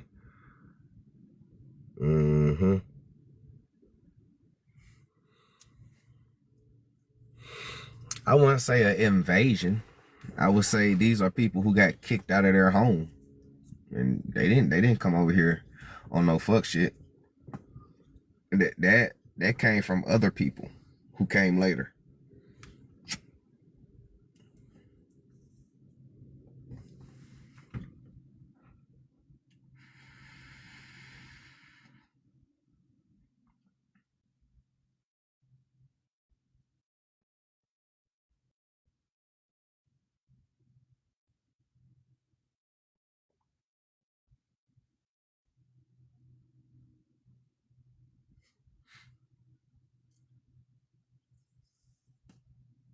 Mm-hmm.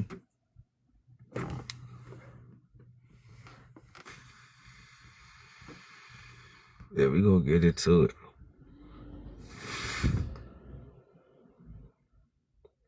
So, before we get up out of here, the last section that I'm gonna read to y'all, part 3 of this Black Americans and Black Irish, the cultural fusion, Latinos and American Indians. Let's get into it. So as I read to y'all earlier, the 5 well-documented things Black Americans inherited from Irish ancestors, especially through colonial mixing, intermixing, indentured servitude, and shared underclass life in America, 1600s to the 1800s. This isn't folklore. Much of it shows up in linguistics, music, labor culture, and folklore. Like I explained to y'all, the speech patterns and dialect structure, right? Not accent, but syntax and rhythm.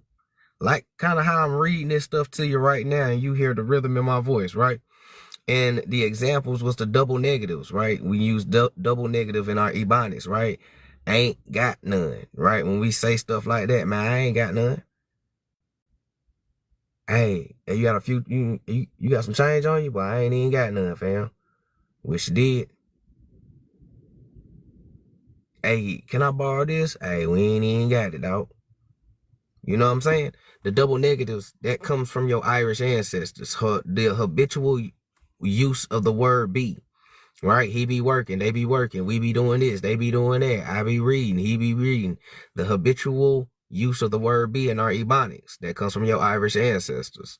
The repetition for emphasis, right? For real, for real, for real. And he tall, but he tall, right? That come from your Irish ancestors. These structure mirror Hiberno or Iberian English, which itself preserve older Celtic grammar patterns that English later dropped. Okay. Next, right? So linguistics, right? People who study language, right? Linguistics, people who study language have shown that so-called Black Americans or African American Vernacular English, AAVE, Ebonics, aligns more with Irish and Scott Irish English than with West African languages in sentence constructions. Y'all heard that? That's why Africans don't speak this, and it's hard for them to speak this. See, if our Ebonics came from Africa, it wouldn't be hard for Africans to learn how to speak this because it would have came from the same sentence structure and construction. But it doesn't. The way that we construct sentences and phrases and the way that we talk in our dialect and the way that we put them words together like that, that shit align more with the Irish and the Scots, not Africans. That's because we ain't Africans like we keep telling people. Right? A British person told me Americans sound a lot like Irish. Yeah. A lot of us still have our Irish accents. Our Irish ancestors is not that far back in our family tree. Most of us who know about our Irish ancestors specifically, they either your great grandparent or your great great grandparent. They not that far. Like that Irish shit is very fresh in us. You know what I'm saying? The first mixture was Latinos and American Indians. Then the Black Irish came a little bit later with the St. Patrick and all of that, right? So then the Irish came around 1600s to the 1800s with the Black Irish. So that's how it is. So, you know, American Indian, copper colored, Latinos, they dark skinned, El Negro, right? The Black Irish, dark skinned. The cultural fusion creates what we have today, you know? So this is why we can't find no African because we ain't African. And even if we was mixed ancestrally, there is no African mixture. We don't do nothing African. We do shit more Irish and Indian than African. Ain't that crazy? We do stuff more Irish and Indian than African. Man, look. The Jamaicans still have their Irish accent. Real talk. The Jamaicans still have their Irish accent. They are the only ones out of all of us, out of our family of Americans. They and probably what's that other island? The Mazorat Island, I think, or Martinique Island. It's one of those islands. They still retain their Irish accent still to this day because of the large Black Irish population that was sent there. I think like over 10,000 Black Irish was sent to Jamaica, and they still there. You know what I'm saying? And a few other islands, like they was dropping them off, but they was calling them Africans in mainstream history, but they wasn't Africans. They was Black Irish. And if you was dark skinned or Negroid and you look like us, they was gonna call you a so-called African because they're racist. And they're hiding your identity under the African mislabel. You know? In words of Andre 3K, forever, forever, ever, forever, ever, facts. Call and response. Facts, Rashad. Yup.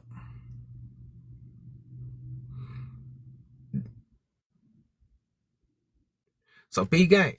So call and response storytelling, often mislabeled as African. Listen, call and response storytelling, which is Sephardic. Call and response storytelling, remember, it's Sephardic, right? Often mislabeled as African, but it's also deeply Irish. Irish Shansha or storytellers use audience feedback, right? Use audience feedback. Rhythmic speech with pauses for affirmation. Kind of the way I just read that to you. Communal narration instead of linear monologue. This carries into Black church preaching, blues lyrics, and stand-up comedy cadence. Wow. All that came from your Irish side. That's crazy. All that came from your Irish side. The call and the response, the way that we tell stories, the rhythmic speech with the pauses for affirmation, the communal narration instead of linear monologue. This carry into black church preaching, blues lyrics. Make you want to go back and listen to blues now, huh? How many of those blues players was black Irish? Stand-up comedy cadence, rap battles. Yeah. So the 12 tribes was everyone coming back to America, pretty much. The Deuteronomy already happened. You ain't got to spam my comments, bro. Golly. Y'all, you ain't got to spam the comments. I see you, dog. Can I read first?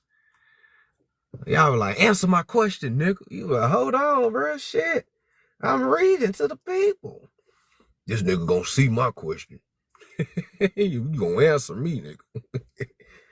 God damn. Shit. Hey, I'm gonna say this though. Like my daddy always told me, a lot of times you be asking the question you already know the answer to. You be asking the question you already know the answer to. You already knew that was the 12 tribes coming back to America. You didn't heard that before. You probably believe it. You know that Deuteronomy didn't already happen. Come on, man. Nah, you said I'm at work bad shit. I'm fucking with you, man. It's all good. It's all good, man. I'm fucking with you. Man, I got a Debo, right? It's my bike, punk. No, I'm just playing with you. Hey. But look, man, that shit came from your Irish side. That's interesting, right? Call and response. And just like y'all said in the comments, battle rap, right? This also ties into your hip hop crowd engagement. Right? Call and response storytelling. What they mean by call and response storytelling in hip hop. Everybody say, hey, hey, oh, oh. You know what I'm saying? When the rapper get all, hey, y'all rap this shit with me. And y'all be rapping this shit. Right? He'll say something on the mic. He'll stop, hold the mic out there, and you respond with the next line. Call and response. Call and response. Let the church say, amen, amen. Call and response. That comes from Sephardic Jews when you do prayer. I'm keeping it real. Call and response is even inside our hoodoo culture. Remember I read that to you? Hoodoo, also call and response chants, right? See, we're stronger together because our culture and our spirituality works together, meaning that we need each other for this shit to work. You can't call in response to yourself. That looks a little weird. You might end up in a straitjacket somewhere calling response to yourself. That's, I'm just saying. You need your community. All right. I'm just saying. I'm just saying. You might not want to do that. You feel me? So yeah, so this is carried into black church preaching, blues lyrics, stand-up comedy, and hip-hop crowd engagements. Okay. How do it translates into the music? Yep, the black church songs they do during devotion. Yep. Now, how does it translate to our folk music foundations? Blues, jazz, hip hop. Well, the core musical traits overlap heavily with Irish folk traditions. The lament and sorrow songs, the minor scales, the narrative ballads, and the improvisation, freestyle.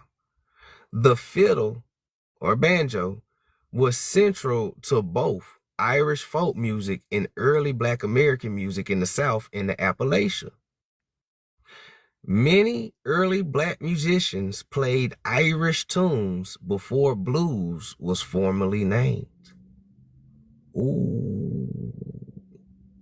Many early Black musicians played Irish tunes before blues was formally named.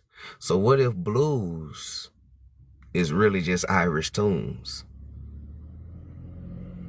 but you forgot what your Irish tunes sound like? That's deep. Exact, but there you go. They put it in plain sight. There you go. They put it in plain sight, right? Sinners. This is why all y'all feel, man. I know y'all was jamming, cause I was jamming too. When them niggas start playing them Irish tunes, niggas start river dancing, boy, you get the, hey man, hey, that man got a little step to him. You start bopping and shit too. That's that Irish in you. You know good. I'm telling you, fam, you still do the same shit. Your body remembers, your cells still remember. I'm for real. You was like, hey, this is why a lot of y'all and me is drawn to a lot of Irish stuff. All your life, you don't know why you was drawn to Irish stuff, right? 4-leaf clovers, the color green, leprechaun stories and all, you know what I'm saying? You never knew why. You heard you had Irish in your family. They told you stories about an Irish ancestor. You might felt it in your genealogy. Now it's starting to make sense. Hold on, bro. This shit makes sense. Yeah. That shit in you. I know we Indians, but we ain't just Indians. We are a multifaceted group of people who descend from great nations and empires, who's been ethnocided out of history. That's a fact. Because when I say Ireland and Scots, who I'm talking about? Druids, Chaldeans. Before there's an Iberian and Sephardi, there's a Chaldean. Druid. Moses or Moshe was a Chaldean. And we know that the Moshe come from South America. Peep game. Where do the first original Ireland people come from? They come from South America. Just like I've always read to y'all and taught y'all. It's an out of America story. Listen, when they say early inhabitants, and they was like, yeah, these people are the early inhabitants of the Philippines. They've been here for 80,000 years. When they say shit like that about people around the world, listen, those are not Africans. All your early inhabitants of these land masses, the Negritos, 80,000, the Australoid, 150,000. All them niggas come from America. Because America is the seat of the human race. And the Negro is the oldest in the world. But these Negroes don't descend from Africa. We descend from America. Remember, if they flip the maps on you, they flip the story. They cannot originate nothing new. So it's always the reverse of what they tell you is what I'm saying. So if they brainwashed you and told you out of Africa, flip it. Out of America. The Asiatic black man is the first and the oldest. That's us, Negro. Okay, flip it. Thomas Jefferson even said that. I showed people that book. He said America is the seat of the human race. The Asian Aborigines came from the American Aborigines. And we know that these Aborigines look like niggas. All right? So all of your early inhabitants, 80,000. These people been here 150,000. These people been here 200 years. You know what I'm saying? They came from America. These are your so-called Atlanteans that migrated out of America during the deluge. This is why the culture is similar. Then they built pyramids over there, yeah. Then they got pyramids over there, yeah. Them niggas got mounds too, yeah. Then how they got it? They got hieroglyphics and shit, yup, Astrology, yeah. I don't know, man. That shit kind of look Phoenician to me. That's because they the same people. It's like you and your cousins getting older and leaving grandmama's house and y'all going your own direction. Some of your cousins went to New York. Some of your cousins went to California because they want to be in Hollywood. They got a dream. Some of your cousins went to Florida. They want to live on the beach. Some of your cousins wanted to see what abroad is like. And they went to Europe, right? All y'all just went y'all different ways. That's it. Some of y'all love living abroad and you started a family over there. And now y'all been over there for generations. Some of y'all ain't really liking it and y'all came back. And now y'all got stories and influences of what y'all brought back from around the world type shit. You know what I'm saying? Think like that, because that's what's true.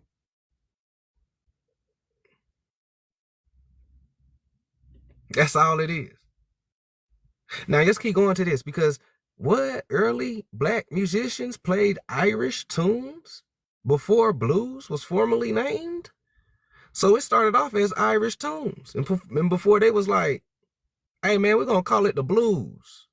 Hey, yeah, I like that, dog. I dig that, brother. Soul, brother. We're gonna call it the blues, brother. You know what I'm saying? Or however the boys was talking back in the 1920s and shit. You know what I'm saying? Hey man, let's call this the blues. Yeah, I like that, man. Yeah. Yeah, we're gonna show them jive turkeys. Yeah. Oh, so it started off as Indigenous and Irish tunes. And then they just like, shit, we're gonna call it the blues. Because everybody wanted to know what it was called. Because, as people is driving through these states and cities and they traveling, they hearing us play, right? We got juke joints and little clubs and stuff that we used to go to and everything like that. They was, bro, what y'all call this music? I said, we call it the blues. You know what I'm saying? It's about reality and what you going through and what you feeling at that moment. The struggle. You know what I'm saying? I was born by the river. You feel me? All that type of shit. Yeah. That shit you need a soul for. And then you get jazz. And then you get all the other genres. I'm just saying, yeah, the chitlin circuit and all that. But yeah, keep going though. So, resistance humor, or AKA talking slick. Right? Resistance humor and talking slick. That sharp, sarcastic, cutting humor is very Irish. Y'all know what I'm talking about. It's 79 of my people in here. Y'all know what I'm talking about. That sharp, sarcastic, cutting humor that we all got. Hey, you look like it's gonna rain. Nah, Captain Obvious, you think so? It's fucking clouds in the sky. That shit. Y'all know what I mean. Yeah, the dozens and when we be joning, but also in regular conversation. Hey, man, that shit cold as a motherfucker out here. Nah, you think so, nigga? It's fucking winter, nigga. You know what I'm saying? You know how we do. Okay. All right, Captain Obvious. Just that sarcasm, that cutting humor. You know what I'm saying? Being sharp on your toes with it. Very Irish. Shared traits: insult humor as survival, wordplay as social defense, laughing through oppression, roasting authority figures indirectly. I'm telling y'all, this is why we got colonized, bro. We was roasting folk. This is why. This is why these folks tried to enslave us, bro. We was roasting the pants off these folk. We were hurting feelings. Them niggas was like, we came over here on some peaceful shit. But y'all out here hurting feelings and y'all cutting deep, bro. We about to, you know what? We'll be back. All right. Y'all know how it is when a nigga can't take a joke. They be ready to fight and do all type of shit. That's what happened. They came over here with these damn cotton white wigs rolled up, buckled shoes and wooden teeth and, bro, powdered faces and, bro, we was roasting their ass. They was probably over here stinking and shit too. And we hurt their feelings. And their feelings been hurt for 500 years. They feelings been hurt for 500 years. Bro, I know as funny as that shit sound, but I really feel like they feelings have been hurt for 500 years because that's how they act. They act like any little thing we say to them, they get fragile. They get fragile as hell.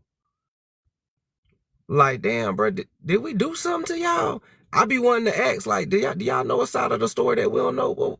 What the fuck we did to y'all, bro? Cause y'all be acting like we did something to y'all a long time ago. Like, tell us. And maybe it's a joke that one of our ancestors said a long time ago that they don't want to repeat. Cause that shit probably funnier than a motherfucker. You feel?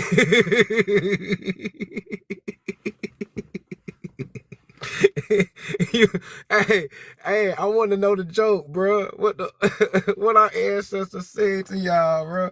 Could they be moving like they feelings be hurt when you really sit back and think about it, though? You know, cause like most of them really just want to be accepted. This why, you know, a lot of them be trying to shuck and jive like us and all that. Like when you really pay attention, a lot of them really want to be accepted, but they don't know how to approach us or whatever. And then sometimes we'll be roasting their ass, and they don't know how to take roasting. And like we learn, you know, sometimes we'll roast you when we like you or whatever, but they probably don't get that. And you know, a joke probably went too far. Shit went left. And that bitch started the KKK after that. Yeah, Joya, a prime example. Yeah, Joya came through. He wanted to fit in, but he didn't really know what to say without sounding racist. And we knew it, but we were just fucking with him, cracking jokes and shit, man. But he didn't know how to take the jokes, and he got offended. And ever since then, that boy Joya, that boy became full-blown racist. I'm talking about, because when we first met Joya, he had a fade. He was wearing fitted caps. He was real urban-like, you feel me? After we roasted him, and you know, man, we told him we were playing, but you know, that boy got offended. After then, he grew his hair out, had 2 ponytails. And that nigga started chanting on live. Hey.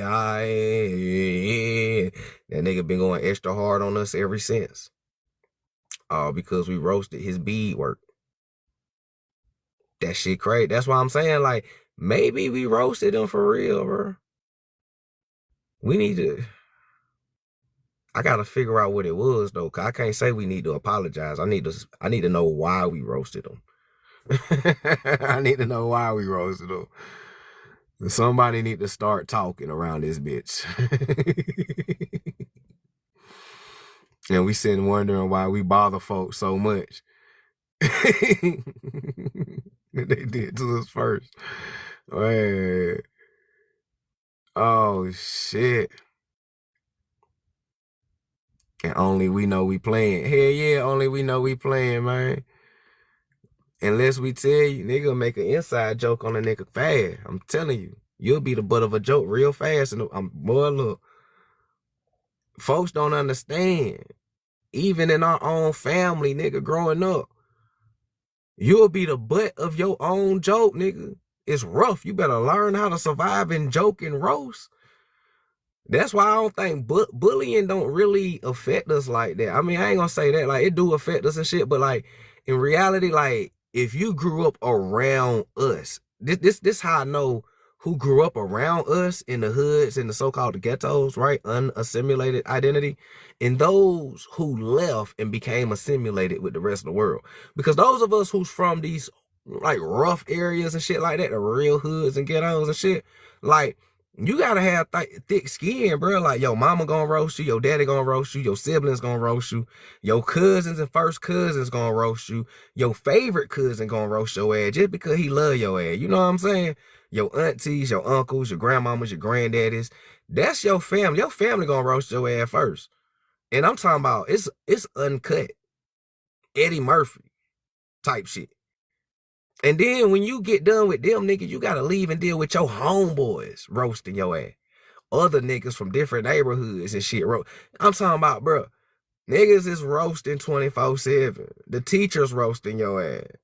The principal. PE teacher used to flame your ass in my school, I'm telling you. That's just the culture. And I know who grew up in the culture, who didn't grow up in the culture. Because I'm sorry, a lot of folks got thick skin, even the nerds. A nerd might not say nothing, but if you push a nerd far enough, he'll roast your ass too. I've seen it. You push a nerd far enough, he'll roast your ass. I'm talking about he'll get on your level. That nerd got the same siblings that your ass got. He got cousins that roast and shit too. He just more reserved. You know what I'm saying? I just want to be on my book so I can get the fuck up out of here, bro. I ain't trying to fuck with nobody. Those the worst ones to try and roast anyways. They don't know when to stop. And they cut deep. Nah, but for real though, man. Hey, roasting authority figures indirectly. The prisoners be roasting the police. Even though we locked down, niggas still gonna roast your ass. Even when we in prison, a nigga still gonna roast you. Right? Laughing through oppression, right? Even when our people go to jail and everything, bro, we still gonna laugh, roast, we gonna flame the police and all that type of shit, bro. We don't give a fuck. This is your culture. Your Irish culture, though. Remember that. This your Irish culture speaking. So anytime you get to roasting your boss, roasting the police, anytime some fucked up shit happen to you and you laugh through the pain, laugh through the oppression, understand that that's your Irish coming out, your Scot coming out. Okay? This humor developed among colonized people who couldn't confront power openly, right? When they was persecuting us and shit. So we would make inside jokes amongst us and shit like that. Peak game.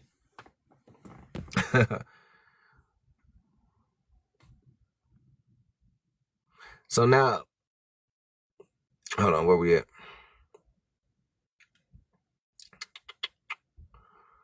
So now, spiritual folk beliefs, okay? Spiritual folk beliefs and superstitions. Spiritual folk beliefs and superstitions. Not church doctrine, folk spirituality, okay? Not church doctrines, but folk spirituality. Shared traditions include belief in spirits and omens and protective charms, right? Some of y'all got y'all protective charm on, right? Jump in the broom, right? Remember hoodoo. Hoodoo is what? American Indian, right? But, you know, it incorporates all of our spirituality because it becomes the Naga, right? The Naga. The heads of the Naga then came back. So yeah, peak game. So why does history gets erased? And we're gonna close it out with this, right? Why does history gets erased? Once again. Right? Once again, why does this history get erased? Because omitting Irish and so-called black intermixing breaks racial purity myths, the African-only origin narrative, the colonial class system story. Black Americans aren't just influenced by one place. They're shaped by indigenous Americans, Irish, Iberians, and Moors, depending on the region. And these are all Nagas. Please don't make me bring out a lot of books that tell you that all of these are Naga worshipers or Nagas, people who revere the serpent and carry the serpent with them everywhere they go. Please don't make me do that. You know what I'm saying? All of these are Nagas. The black Americans today, us, we aren't just influenced by one place. We are shaped by indigenous Americans, Nagas, the Irish, Nagas, the Iberians, Latinos, Nagas, and the Moors, Nagas, depending on the region, right? Ireland, Scotland, France, England, Dutch, South France, North Africa, Italy, Sicily, Corsica, Germany, depending on the region, right? Most times your last name will tell you where your Ladino ancestor came from. My last name, Dooley, I get it from my great-great-grandfather, Solomon Dooley, who was a full-blooded black Irishman. My last name comes from him. See? Your surname literally tells you where your Ladino come from. I'm keeping it all the way $1.10. If you ever want to know while you're doing your genealogy, if you ever want to know, your surname tells you where your Ladino come from. Even though they all come from America, but if you wanted to, you know, if you're doing the history and genealogy and you want to know specifically, you know what I'm saying, when they was coming back, right? When they're coming back to America and you want to know where they was coming from to America, then your last name will tell you. The last name Scott comes from the Scots. All right. So Black Americans weren't just influenced by one place, they were shaped by Indigenous Americans, Irish, Iberians, and Moors. And none of these people are modern Africans, as you notice. All right. As you notice, ain't none of these people modern Africans. There's 3 identities that everybody hate for you to speak on, and you know it. Look, this shit was funny as hell when I did this one time. I went to the Pan-African Live, and the Africans, I was like, all right, y'all. I am African. They was like, well, what African you come from? I was like, Mansa Musa and the Mali Empire, right? The Berbers and Moors. They was like, nigga, no, you don't. Get the fuck out of here. And all that. I was like, damn. Y'all say we Africans. I can't come from these niggas. Ain't these niggas so-called Africans? Man, your ass a slave from Nigeria. Okay, so that let me know they don't like when you claim the Moors for some reason. Not because of Noble Drew Ali and that bullshit, but I'm talking about historically accurate Moors. All right, so the reason why they don't want you to claim that. Right, when people start coming out, it's like, hey, bro, black Jews, you know we Jews. They ain't like that shit. They were anti-Semitic, cancel him, ban him, silence. They ain't like that shit either, right? An American Indian, Wabo, Virginian, identity crisis. It's only 3 identities that they don't like. But those 3 identities literally is true. You see what I'm saying? But who else got these identities? Nobody got these 3 identities. We the only ones. That's why we talk different, act different, walk different, rap different, do our music different, our culture different. Everything different from everybody else around the world, bro. Because we don't, come on, fam. It's only 3 identities. And the people who going through the actual identity crisis is the ones that's calling you a person who having an identity crisis. White America has no reason to say that you having an identity crisis. The YT Arabs don't have a reason to say that you got an identity crisis. These niggas believe that they are the original Egyptians and niggas in the desert. The same people who came up with the climate theory, well, you know, when darker people go to darker climates, colder climates, you know, they get lighter, you know, and darker climates, darker. That's what they say until you be like, okay, the Egyptians are niggas. Oh, hold on. Hold on. We ain't gonna go that far. Nah, you said colder climates, white folks. Warmer climates, dark-skinned and black people. Okay, well, the Egyptians are black people. Whoa, hold on. That's Afrocentric. Ain't Egypt in Africa, nigga? Afrocentric, hold on. Ain't Egypt in Africa? Hold on. Like, motherfucker, come on, bro. They could be gaslighting you all day long with this bullshit. That's because you done cracked the code. And they can't prove you wrong. These niggas ain't real scholars. These niggas was hired to push a fucking doctrine that they got from somebody else. These niggas ain't smart. They don't know shit outside of what they told. The real scholar is you. Because you figured it out. And it's true because you got the books and the documents to prove it. Written by other people who done already proved it in the 1800s.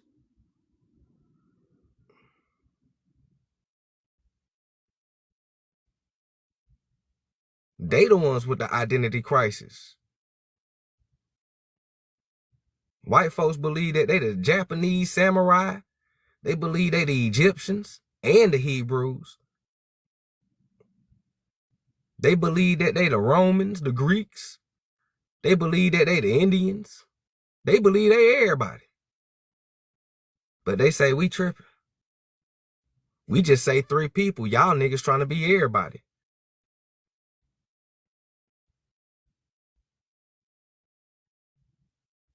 Man, look. Folk better watch out. So now just keep going, right? Oh, that was it right there. Okay, cool. So that was it for right now. So when we hop back on here later on, we're going to touch on some more about Black Americans and Black Irish.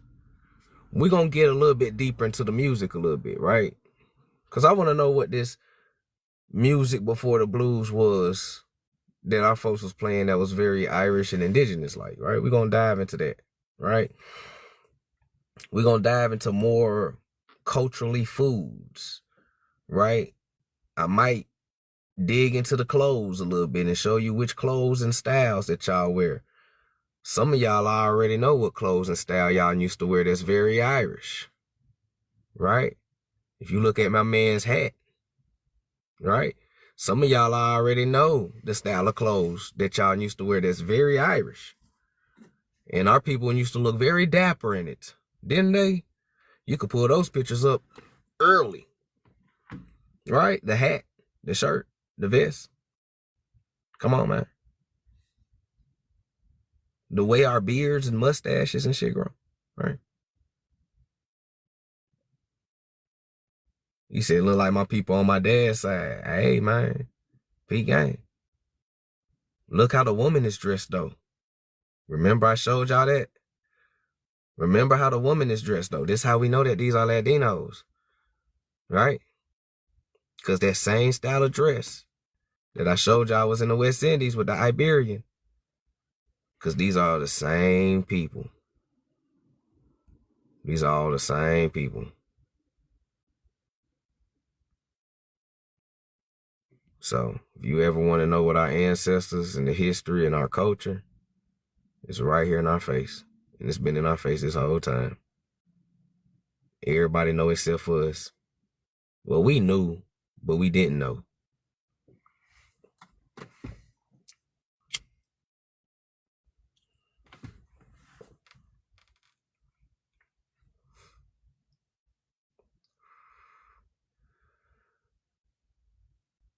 Yeah, they still scared of us.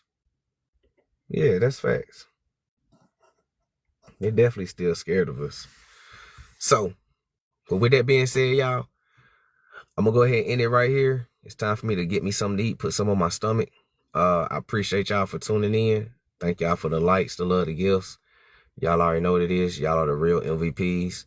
And again, if y'all interested, grab a copy of the ebook. The link is in the bio. If you want to shoot a Cash App donation, I appreciate that as well too. Thank you for all the likes, the love, the taps, the reposts, and everything. You know what I'm saying? New year, new gems. We diving deeper into the rabbit hole. More new books and everything. So buckle up. And I got new content that I'm working on because I'm going to start back posting videos on the daily again, right? I've been slacking lately, but we about to start posting a lot of videos, 3-minute videos, 4-minute videos on the page as well too. So we're going to get back into it as well. I'm working on getting the hard copies of the book out. So still stay tuned. Probably sometime during spring or the summertime, I'll be ready with that. But for right now, if you want the book on your phone or your portable device, your phone, your tablet, your laptop, you know what I'm saying? You feel free. Hit the link in the bio, grab a copy, and enjoy the read in your off time or on your break. You can also let your kids read it as well too. With that being said, vibrate high, peace, prosperity, abundance, gratefulness, gratitude, and appreciativeness. Practice serenity, control what you can control. Let go of what you can't control and have the wisdom to know the difference so you can balance out all karma in your life, whether it's good or bad. And with that being said, peace. See y'all in these TikTok streets.